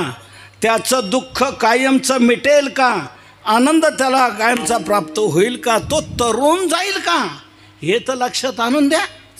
तुकोबऱ्या म्हणतात या साधनाने तरुण जाईल का शंका विचारता. या साधनाने कितीतरी तरुण गेलेले आहेत. आपण काय जाणू शकणार हेच अभंगाच्या दुसऱ्या चरणात सांगतायत. कायदानो तरले किती, कायदानो तरले किती,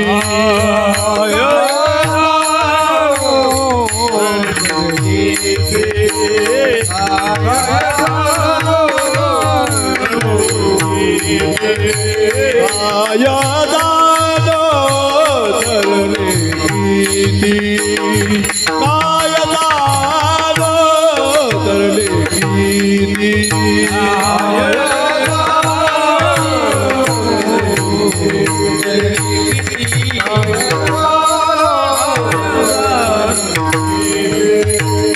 नावाईती या बैसा नावाईती या बैसा काय दानो तरले किती काय दानो तरले किती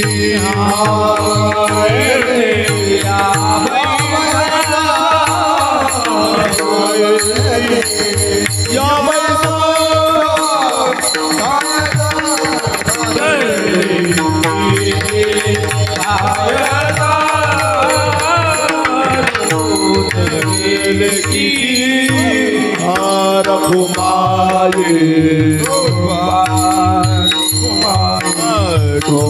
कुमार कुमार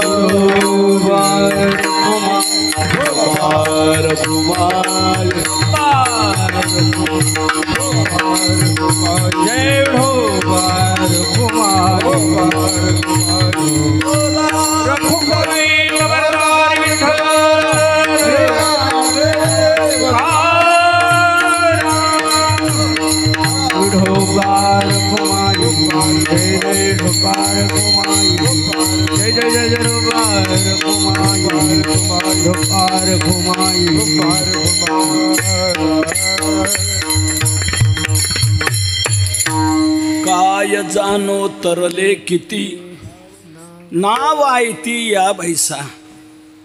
आतापर्यंत आपला पहिल्या चरणाचा विचार झाला. अजून पुढची 3 चरणं शिल्लक आहेत. 2-3 तासात त्याचा विचार करू. घाबरू नका. एक 10 मिनिटात सारांश सांगतो आणि सेवा संपवतो. तुकोबाराय म्हणतात, या साधनाची क्षमता तुम्हाला माहीत नाही. या साधनाने आजपर्यंत कितीतरी तरुण गेलेले आहेत. आपण काय जाणू शकणार आहे? काय जाणो तरले किती. किती तरले काय जाणो. कितीतरी तरुण गेलेले आहेत या नाम साधनाने. काय आपण जाणू शकणार आहे? कितीतरी म्हणजे कितीतरी कोट्यानुकोटी. नामेची तारिले कोट्यान हे कोटी. नामे हे वैकुंठी वैसविले. ऐसे अनंत अपार नामे तरले चराचर. नाम पवित्र आणि परिकर रखुमा देवी वराच. अपार अनंत अनंत तरुण गेले. आपण काय जाणू शकणार आहे? काय जाणो तरले किती. अशी या नाम साधना तारक शक्ती आहे.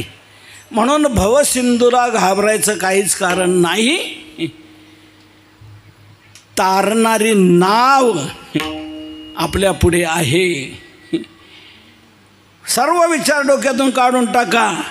नाव लागलेली आहे, या बसाने जा पलीकडं. नाव ऐती या बैसा. काय जाणो तरले किती, नाव ऐती या बैसा. या भवनदीतून भवसमुद्रातून पैल तीराला जाण्यासाठी ही नामरूपी नौका सज्ज आहे आणि तयार आहे. ती सुदृढ आहे, व्यवस्थित आहे. कोणी म्हणेल नाव तारणारी आहे पण त्याला नावाडे लागतो ते भगवान म्हणतात, मग मी काय काम करतो? जो नामरूपी नौकेमध्ये बसतो त्याला पलीकडे नेण्यासाठी मी स्वतः नावाडी बनतो. नाव ऐती या बैसा, नामाची या सहस्रवरी, नावा या अवधारी, सजून या संसारी तारू जाहलो. भगवान म्हणतात, जो नामरूपी नौकेमध्ये येऊन बसतो ना त्याला पलीकडे नेण्यासाठी मी स्वतः नावाडी बनतो. नावाडी सजून या संसारी तारू जाहलो. कोणी म्हणेल नावाडी आला की गोपाळपूर 15 रुपये 15 रुपये. नावाडी आला की त्याला उतराय देण्याचं आलं. आपण पुंडलिकाजवळ ह्या काय ऐकतो पंढरपूरला, गोपाळपूर 15 रुपये त्याला द्यावं लागणार ना. तुकोबाराय म्हणतात नाही. हा जो नामरूपी नौकेत बसलेला नामधारक आहे त्याला पलीकडे नेण्याकरता हा जो नावाडी आलेला आहे तो नावाडी काही घेत नाही. विठ्ठल नावाडा फुकाचा, आळविल्यासाठी वाचा. विठ्ठल नावाडा फुकाचा, हा फुकटाचा नावाडी आहे. हा काही घेत नाही. हात वर करून म्हणतो, या बसा या बसा. नाव ऐती या बैसा. ऐती नाव लागलेली. ऐती म्हणण्याचा भाव असा, तुम्हाला रानात जायचं नाही, लाकडं आणायची नाही, मिस्त्री गाठवायचा नाही. तयार आहे, तयार. नाव ऐती आहे. तुम्हाला काहीच करायचं या नामरूपी नौकेकरता, काही करायचं नाही. ऐती तयार आहे, नावाडी तयार आहे. या बसा म्हणतो आहे, मग आपल्याला जाऊन बसायला काय अडचण आहे का? तुकोबाराय म्हणता, नाव ऐती या बैसा. ऐती नाव लागलेली, या बसा आणि जा पैल तीराला. हा फुकटाचा नावाडे, काही घेत नाही. तारू भला पांडुरंग, पाव भिजवणे दी अंग. भवसागर तरता, कारे करी तसा चिंता. पैल उभा दाता कटिकर ठेवून, त्याचे पायी घाला मिठी. मोल नेगे जग जेठी. मोल नेगे, मोल घेत नाही. काय फुकटाचा नावाडी आहे. नाव ऐती आहे, नावाडे फुकटाचा आहे. या बसा म्हणतो आहे, मग जाऊन बसायला काय अडचण आहे का? तुकोबाराय म्हणतात, या न कसला विचार करता. नाव ऐती या बैसा. ऐती नाव लागली, या बसाने जा पैल तीराला. नाव कोणी म्हणेल नाव ऐती आहे, नावाडी तयार आहे, पण आम्हाला काय ना काहीतरी कष्ट घ्यावे लागतीलच ना. तुकोबाराय म्हणतात, या नामरूपी नौकेच्या बाबतीत असं वैशिष्ट्य आहे की या नाम साधना करता कुठलेही सायास लागत नाहीत. हेच तुकोबाराय अभंगाच्या 3ऱ्या चरणात सायासाचे नाही काम, सायासाचे नाही काम.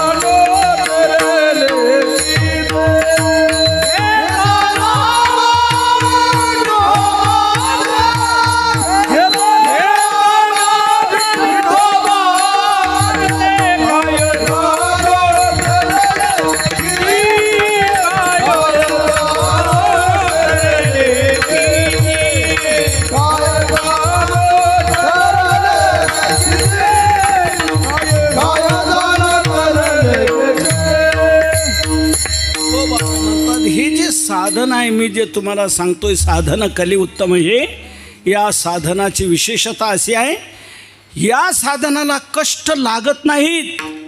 सायासाचे नाही काम, घेता नाम विठोबाचे, विठोबाचे नाम घेता सायासाचे काम नाही. विठोबाचं नाम घेत असताना कुठलेच सायास इथे लागत नाहीत. इतर साधनं जी तुमच्या डोक्यात आहेत ना, त्या साधनांना कष्ट लागत आहेत. साधनाचे कष्ट मोठे मोठे कष्ट आहेत. योग साधना करायची कष्ट आहेत की नाही? दाबादाबीन कोंडाकोंडी. योग साधनेला कष्ट आहेत, तपाला कष्ट आहेत, व्रत करायचं म्हटलं की कष्ट आहे, ज्ञानालाही कष्ट आहेत, कोणत्या यज्ञ करायचा म्हटलं की कष्ट आहे. प्रत्येक साधनाला कष्ट आहेत, पण नाम या साधनाला काहीच कष्ट लागत नाही. नलगती सायास, जावे वनांतरा, सुखे येतो घरा नारायण. सायास कुठलेच लागत नाही. बसल्या बसल्या तुम्ही नामचिंतन करू शकता. कोणी म्हणेल कळ लागते पाठीला, ती बसल्या बसल्या मग झोपून करू शकता. बसल्या बसल्या करता झोप त्रास होऊ लागला ना, झोपून करू शकता. आता नाही, घरी गेल्यावर. आता इथे निजल्याने गाता उभा नारायण. निजल्या निजल्या तुम्ही नामचिंतन करू शकता, बसून करू शकता. निजल्याने करू लागले तरी भगवान संतुष्ट होतो, तो तुमच्या पुढे उभा राहील. निजल्याने गाता उभा नारायण. तुम्हालाच वाटू लागलं की नारायण उभा आहे ना, आपण झोपलेले आहे काय, बरं आहे का? मग तुम्ही झोपल्यापेक्षा बसून जर करायला लागले ना, तर तोही नारायण त्यांची पुन्हा उंची वाढवतो. निजल्या निजल्या करू लागलो तर फक्त उभा राहतो, पण आपण बसून जर नामचिंतन करायला लागलो ना, मग तो उभा नाही राहतो, डोलायला लागतो. बैसल्या कीर्तन करिता डोले. बसल्या बसल्या आपण करू लागलो, आपण आपली तयारी वाढवली का तोही नुसता उभा राहत नाही, मग तो डोलायला लागतो. बैसल्या कीर्तन करिता डोले. आणि आपण बसून तो उभा आहे डोलतो आहे, हे काय बरं नाही, योग्य नाही, व्यवहार्य नाही. आपणही उभं राहून करायला पाहिजे. म्हणून आपण जर उभं राहून नामचिंतन करायला लागलो ना, मग तो डोलतच नाही, मग तर नाचायलाच लागतो, पावल्याच खेळतो. उभा राहोनिया मुखी नाम वदे, नाचे हा गोविंद नाना छंदे. हा नाना छंदे नाचे. आणि तुम्ही जर रस्त्याने चालता चालता नामचिंतन करू लागले ना, मग तर तो इतका उतावळा होतो की 2 रूप धारण करतो. आपल्या पुढेही राहतो ना आपल्या मागेही राहतो. मार्गी चालता मुखी नामवाणी, उभा चक्रपाणी मागे पुढे. कोणी म्हणेल नसला तर उडी घालतो. तुका म्हणे याला कीर्तनाची गोडी, प्रेमे घाली उडी नामासाठी. नाम हे साधन अतिशय सुलभ आहे, सोपं आहे. नाम संकीर्तन साधन पै सोपे, याला कुठले सायास लागत नाही. कोणी म्हणू लागेल याच्यापेक्षा एखादं सोपं नाही का?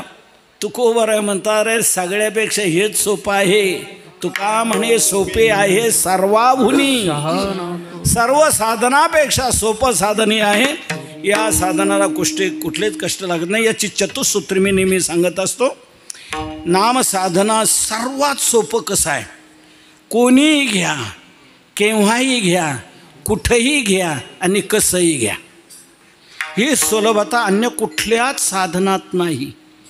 कोणी घ्या, सकाळच येथे इतर साधनं कोणालाही करता येत नाही, त्याचे अधिकारी ठरलेले आहेत.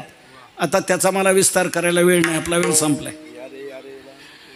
नाम साधन मात्र कोणी करू शकतो. सकाळास येथे लहान मुलं करू शकतात, तरुण करू शकतात, म्हातारे करू शकतात, अंथरुणावर खेळलेले करू शकतात. यारे यारे लहान थोर याती भलती नारीनं. ब्राह्मण, क्षत्रिय, वैश्य, शूद्र, चांडाळा हे अधिकार बाळे, नारी, नर आदी करून वेश्याही समाजातला कोणताही घटक वंचित राहत नाही. सर्वांना ते करता येतं. ही पहिली सुलभता. कोणीही घ्या नामचिंतन, केव्हाही घ्या, काळ वेळ नाम उच्चारिता नाही. सकाळी घ्या, दुपारी घ्या, संध्याकाळी घ्या. भलत्या काळी नामावळी केव्हाही तुम्ही घ्या, ही दुसरी सुलभता. इतर साधनं केव्हाही करता येत नाहीत. त्याचा काल ठरलेला आहे. त्या कालात ते करावं लागतं. श्राद्ध करायचं ठरलं साधं तरी कोणी म्हणेल माझी सुट्टी रविवारी असते, मी शनिवारी येऊन माझ्या बापाचं श्राद्ध करील रविवारी. नाही चालणार.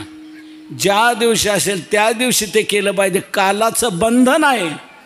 नामसाधनाला कालाचं बंधन नाही. काळ वेळ नाम उच्चारिता नाही. भलत्या काळी नामावळी केव्हाही करा, कुठेही करा. घरात करा, अंगणात करा, शेतात करा, दुकानात करा, बाजारात करा. असाल ते करा जेथे तेथे. नामाचे चिंतन प्रगट पसारा.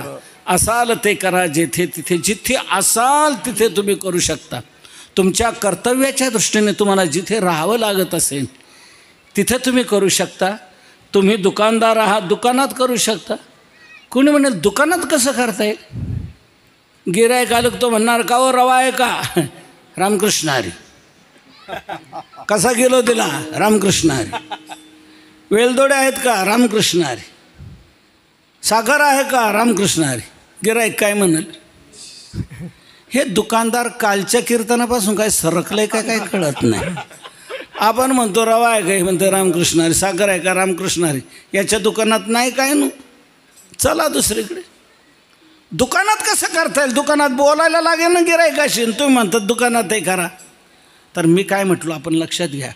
मी काय म्हटलं? दुकानातही घ्या म्हटलं. गिऱ्हाईक आल्यावर घ्या असं म्हटलं का? गिऱ्हाईक आल्यावर घ्या असं माझं म्हणणं नाही. दुकानातही घ्या असं माझं म्हणणं आहे. गिऱ्हाईक आल्यावर नका ना घेऊ. गिऱ्हाईक आल्यावर त्याला बोला काय पाहिजे? रवा हा किती पाहिजे? त्याची यादी तयार करा. साखर किती पाहिजे? यादी तयार करा.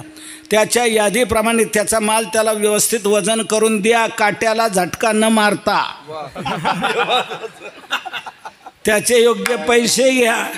काही पैसे कमी दिले असतील तर मागून घ्या. अरे एवढ्या बाजारात तू 500 रुपये कमी दिले, कसं काय आम्ही धंदाचं करायचा? व्यापाऱ्याचं देणं कसं द्यायचं? 5-10% धंदा करायचा. काढ पैसे म्हणा. त्याने पैसे दिले, त्याचा माल त्याने घेतला. तो माल घेऊन ते गिऱ्हाईक गेलं. दुसरं गिऱ्हाईक अजून आलं नाही. आता दुकानात काय काम आहे सांगा बरं? गिऱ्हाईक नाही, तुम्ही दुकानात आहात, चालू द्या ना तिथे रामकृष्ण हरी जय जय हरी राम हरी जय जय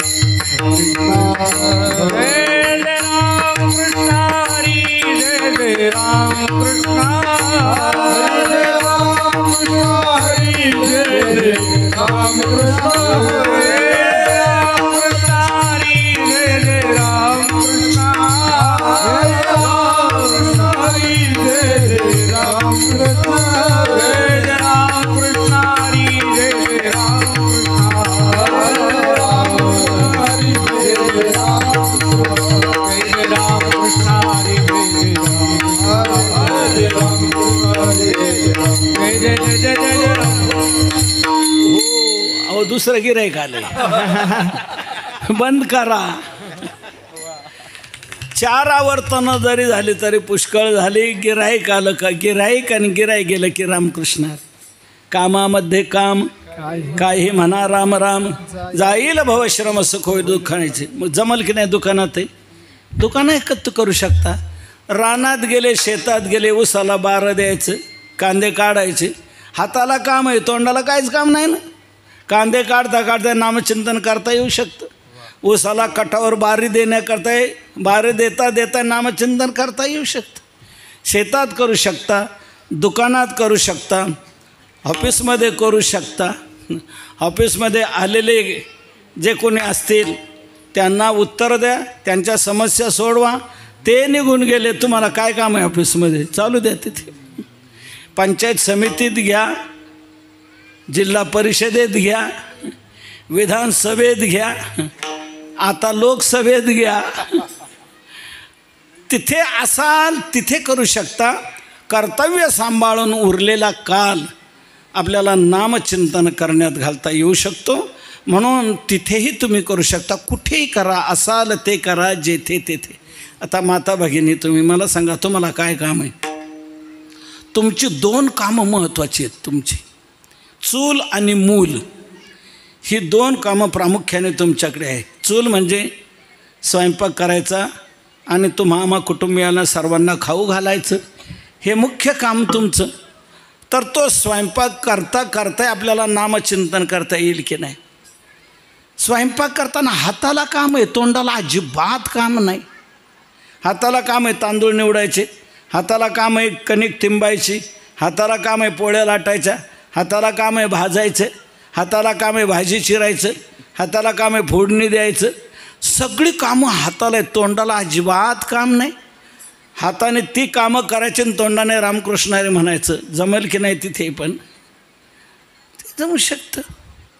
दोघी जावा असल्या, सासू सुना असल्या, एकीने पुढं म्हणावून दुसरीने मागं म्हणावून स्वयंपाक करावा, म्हणजे भांडणही मिटल, स्वयंपाकही चांगला होईल. तुम्ही नामचिंतन करत करत जर स्वयंपाक केला ना, तर त्या अन्नावर नामचिंतनाचे संस्कार होतील. आणि नामचिंतनाचे संस्कार ज्या अन्नावर झालेत, ते अन्न ज्याच्या खाण्यात येईल त्याला नामचिंतन करावं असं वाटेल. कारण जसं अन्न खाऊ तसं आपलं मन बनतं.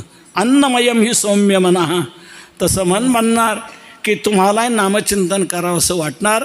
आणि तुम्ही नामचिंतन केलं की त्याचा दुवा तुम्हाला मिळणार. मग स्वयंपाक करता करता नामचिंतन करता येईल की नाही? येईल ना. मग ठरलं आता, नक्की झालं, उद्यापासून सुरू करणार. उद्यापासून सुरू करा. रोज आपला स्वयंपाक करायचा, हाताला काम ते आहे, तोंडाने नामचिंतन करायचं. शेतात गेला, खुरपायचे, मदत केली थोडीशी, खुरपानी करता करता नामचिंतन करता येईल की नाही? हाताने काम आहे खुरपायचं, तोंडाला काहीच काम नाही. एकीने पुढं म्हणावं, बाकीच्यांना सर्वांना मागं म्हणायला लावून खुरपावं. जमल की नाही? शेतातही तिथे जमू शकतं. पण तिथे नामचिंतन येईल तर शपथ आहे. खुरपं सुरू झालं की अख्ख्या गावाचं पुराण तिथं आठवतं. मग ठकूबाई, तुला माहीत आहे का रंगूबाईचं कसं ते आमकं कसं का? अगं करायचं आहे काय तुला? बाकीच्यांची धुनी धुवून. तिथेही आपल्याला नामचिंतन करता येऊ शकतं. असाल ते करा, जेथे तेथे. ही सुलभता अन्य साधनात नाही. योगाभ्यास करायचा म्हटलं की कुठेही करता येत नाही. त्याला शुचौ देशे प्रतिष्ठाप्य, शुद्ध देशात जायला पाहिजे. मग तत्रैकाग्रम मन कृत्वा, तत्र अत्र न तत्र, तिथे जा. अन्य साधनांना विशिष्ट देशात जावं लागतं, विशिष्ट कालात करावं लागतं, विशिष्ट अधिकाऱ्यालाच करावं लागतं आणि ते तंतोतंत करायला पाहिजे. चौथी सुलभता, कसंही घ्या, कसंही घ्या नामचिंतन. राम म्हणा, नाही तर लांब म्हणा, नाही तर मरा म्हणा. मरा मरा म्हटलं तरी चालेल. मरा हा काही मंत्र नाही, मरा हे काय नाम नाही. पण राम येत नाही ना तोंडात, मरा येत आहे ना, हरकत नाही, मरा म्हणा. मरा मरा म्हणूनही उपयोग होईल. उपयोग झाला आहे की नाही? वाला कोळ्याला राम म्हणता येत नव्हतं, त्याला तोंडात मरा मरा यायचं. नारद म्हणतात, अरे मर मर म्हण, मरे ती जप सर्वदा. राम म्हणण्याच्या उद्देशाने तो मरा म्हणतो आहे. म्हणून मरा देखील मंत्र ठरला गेला. आणि मरा मरा म्हणूनही वाल्ह्याचं सगळं पाप गेलं. वाल्ह्याचा वाल्मिक ऋषी झाला, जगातला आद्य कवी झाला. आणि त्याने जसं रामायण लिहिलं तसं रामाला वागावं लागलं. इतका निर्दोष म्हणला. कसंही घ्या, नाही जरी तुझं मधुर उत्तर, दिधला सुस्वर नाही देवे, नाही तयामीनं भुकेला विठ्ठल, येईल तैसा बोल रामकृष्ण. जसं येईल तसं म्हणा, कसंही म्हटलं तरी चालेल. म्हणून कोणीही घ्या, केव्हाही घ्या, कुठंही घ्या आणि कसंही घ्या. एवढी सुलभता फक्त नामसाधनात आहे. म्हणून तुकोबाराय म्हणतात, साधन कळी उत्तम हे. कलियुगात हेच उत्तम साधन आहे.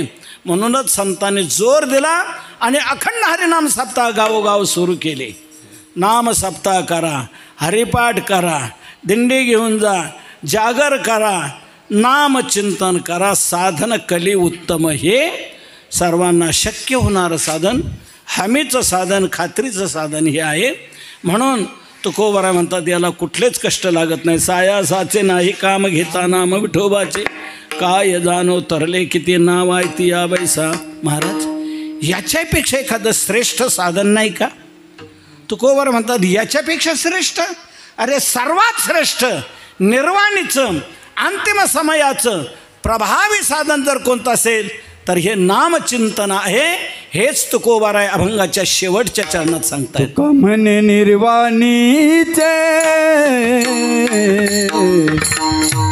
तुका म्हणे निर्वाणीचे, निर्वाणीचे, तुका म्हणे निर्वाणीचे, तुका म्हणे निर्वाणीचे. शास्त्राचे हे एका, शास्त्राचे हे एका, माझ्या जाण करले किती, माझ्या जाण करले किती.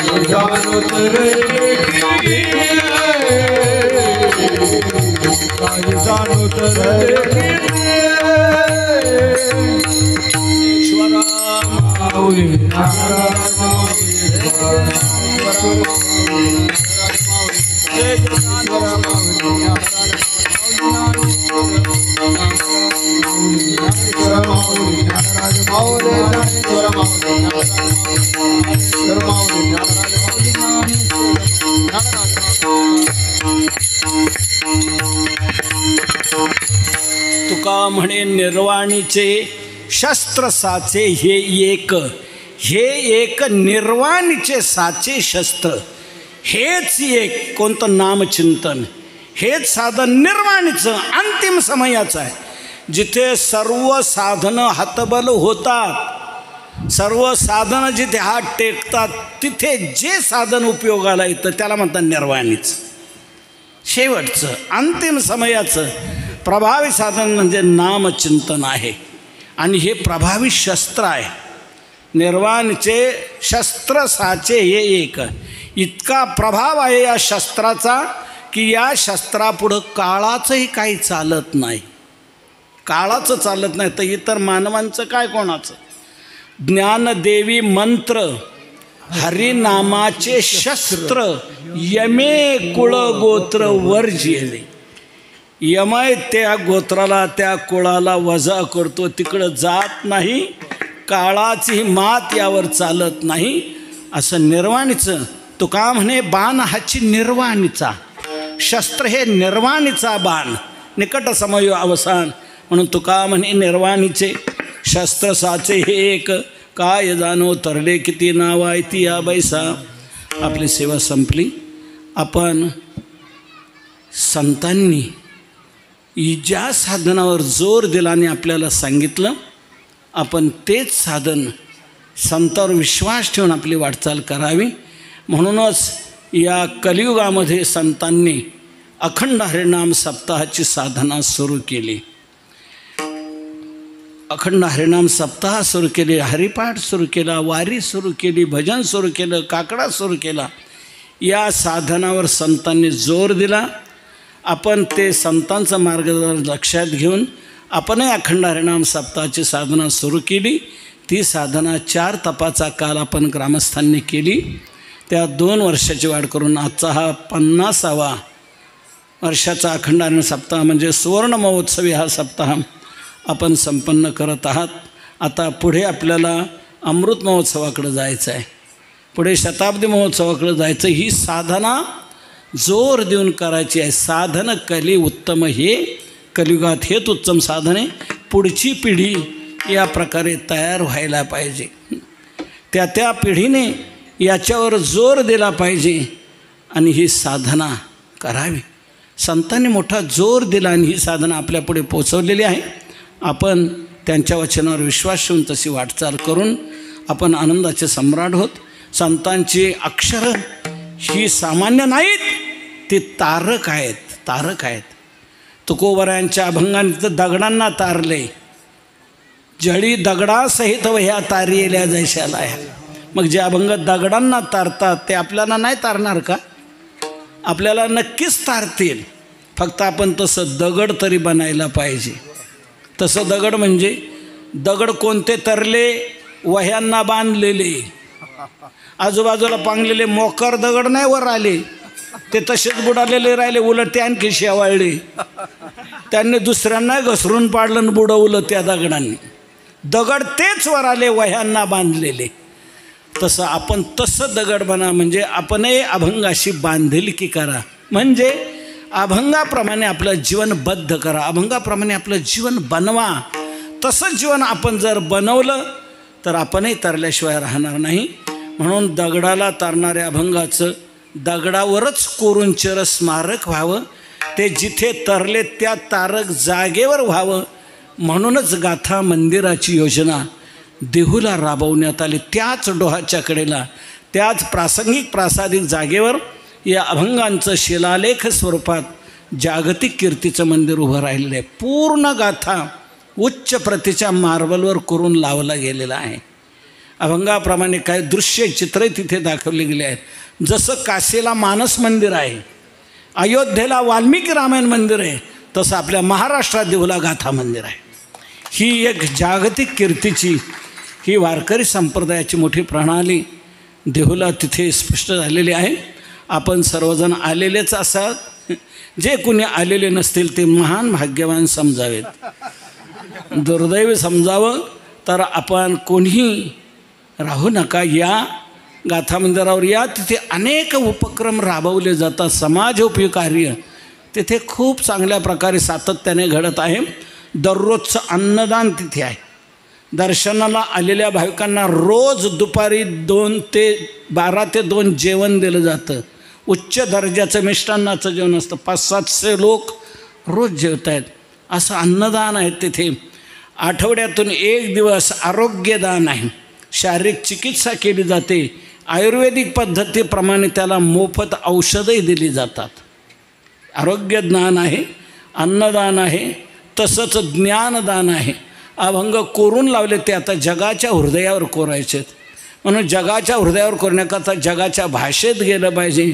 म्हणून त्या भाषांचा आणि त्या वाङ्मयाचा अभ्यास करणारं गुरुकुल तिथे आपण सुरू केले. मुलांना तिथे शिक्षण दिलं जातं. सध्या 125 मुलं तिथं शिक्षण घेत आहेत. 5 वर्ष निश्चितच आणि 2 वर्ष ऐच्छिक असं मुलांना तिथे शिक्षण दिलं जातं. मुलांची राहण्याची सोय, जेवणाची सोय, शिक्षणाची सोय तिथे आहे. ज्ञानदान केलं जातं. कोणी म्हणेल मग खर्च तर खूप असेल, फी तर भरपूर असेल. लक्षात घ्या, एक नया पैसा नाही, एक नया पैसा नाही. राहणं, जेवण, शिक्षण हे सगळं मोफत दिलं जातं आहे. मुलाने फक्त एकच करायचा, अभ्यास करायचा, आणि तो त्यानेच केला पाहिजे. त्याने अभ्यास करायचा आणि संतांचं वाङ्मय जगापर्यंत पोचवायचं आहे. जगापर्यंत पोचवण्याकरता जगातल्या भाषेत गेलं पाहिजे. म्हणून 4 भाषेत हे शिक्षण तिथं दिलं जातं आहे. संस्कृत, इंग्रजी, हिंदी आणि मराठी 4ही भाषेत शिक्षण दिलं जातं आहे. जे कोणी गाथा मंदिरावर बिजेच्या उत्सवाला आलेले असतील त्यांनी हे पाहिलं असेल की बिजेच्या आदल्या दिवशी स्वामी गोविंददेव गिरीजी महाराज यांचं प्रवचन असतं आणि त्यांच्या प्रवचनात मुलांचं प्रतिभा प्रदर्शन असतं. स्वामीजी म्हणजे कोण? अयोध्येच्या राम मंदिराचे कोषाध्यक्ष. ज्यांच्या कोषाध्यक्षतेत रामलल्लाच्या मूर्तीचा प्राणप्रतिष्ठा 16-22 जानेवारीला संपन्न झाला. 500 वर्ष आपण याला मुकलेलो होतो. 500 वर्षात आपल्याला काही करता आलं नाही, पण आता ते करता आलं. रामलल्लाच्या मूर्तीचा प्राणप्रतिष्ठा 16-22 जानेवारीला संपन्न झाला. ज्यांच्या कोषाध्यक्षतेत तेच स्वामी गोविंददेव गिरीजी महाराज बिजेच्या आदल्या दिवशी गाथा मंदिरावर येत असतात आणि त्यांच्या समोर हे प्रतिभा प्रदर्शन होत असतं. असे अनेक उपक्रम तिथे राबवले जात आहेत. आपण जरूर या. तुकोबारायांचे अभंग तारक आहेत. अभंग आपण जीवनात धारण करून आपण सर्वजण आनंदाचे सम्राट आहोत. जवळजवळ 30-35 कोटीची कामं तिथे झालेली आहेत. 7.25 एकर जागा आपण या कार्याकरता विकत घेतलेली आहे. ट्रस्ट आहे, रजिस्ट्रेशन आहे, त्याचं नियमित ऑडिट होतं. या ट्रस्टाला 80G कलमान्वये आयकरात सवलतचं सर्टिफिकेट आहे. अनेकांनी लाखोनी नाही कोटींनी सहकार्य केलेलं आहे, म्हणून तर इथपर्यंत आपण येऊ शकलो. आम्ही निमित्त मात्र आहोत. विश्वस्त मंडळ निमित्त तुम्ही जनतेने सर्व मोठा त्याग केलेला आहे. लाखोनी कोटीने सहकार्य दिले म्हणून ते उभं राहिलेलं आहे. अजूनही 15-20 कोटीची कामं तिथे आपल्याला करायची आहेत. तर त्याची काही अडचण नाही का? राहिलेले लोक अजून बरेच आहेत.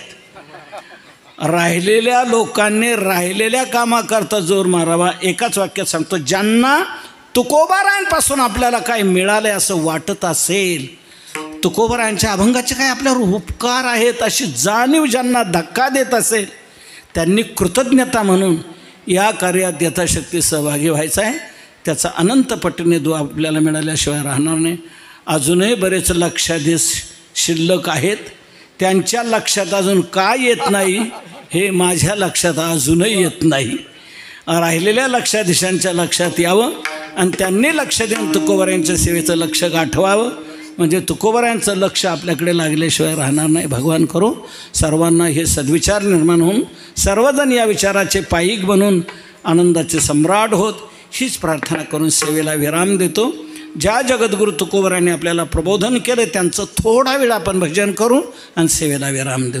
तुकाराम तुकाराम तुकाराम तुकाराम तुकाराम तुकाराम तुकाराम तुकाराम तुकाराम तुकाराम तुकाराम तुकाराम तुकाराम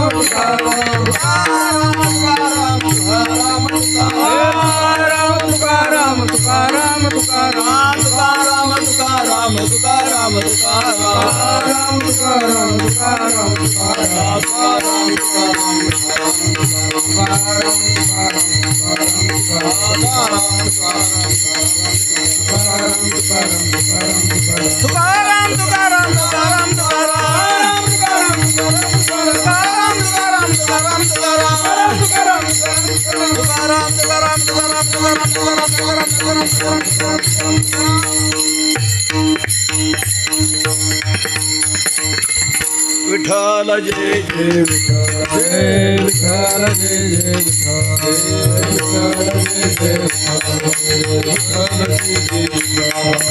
बोलिले कुणी देवा कुणी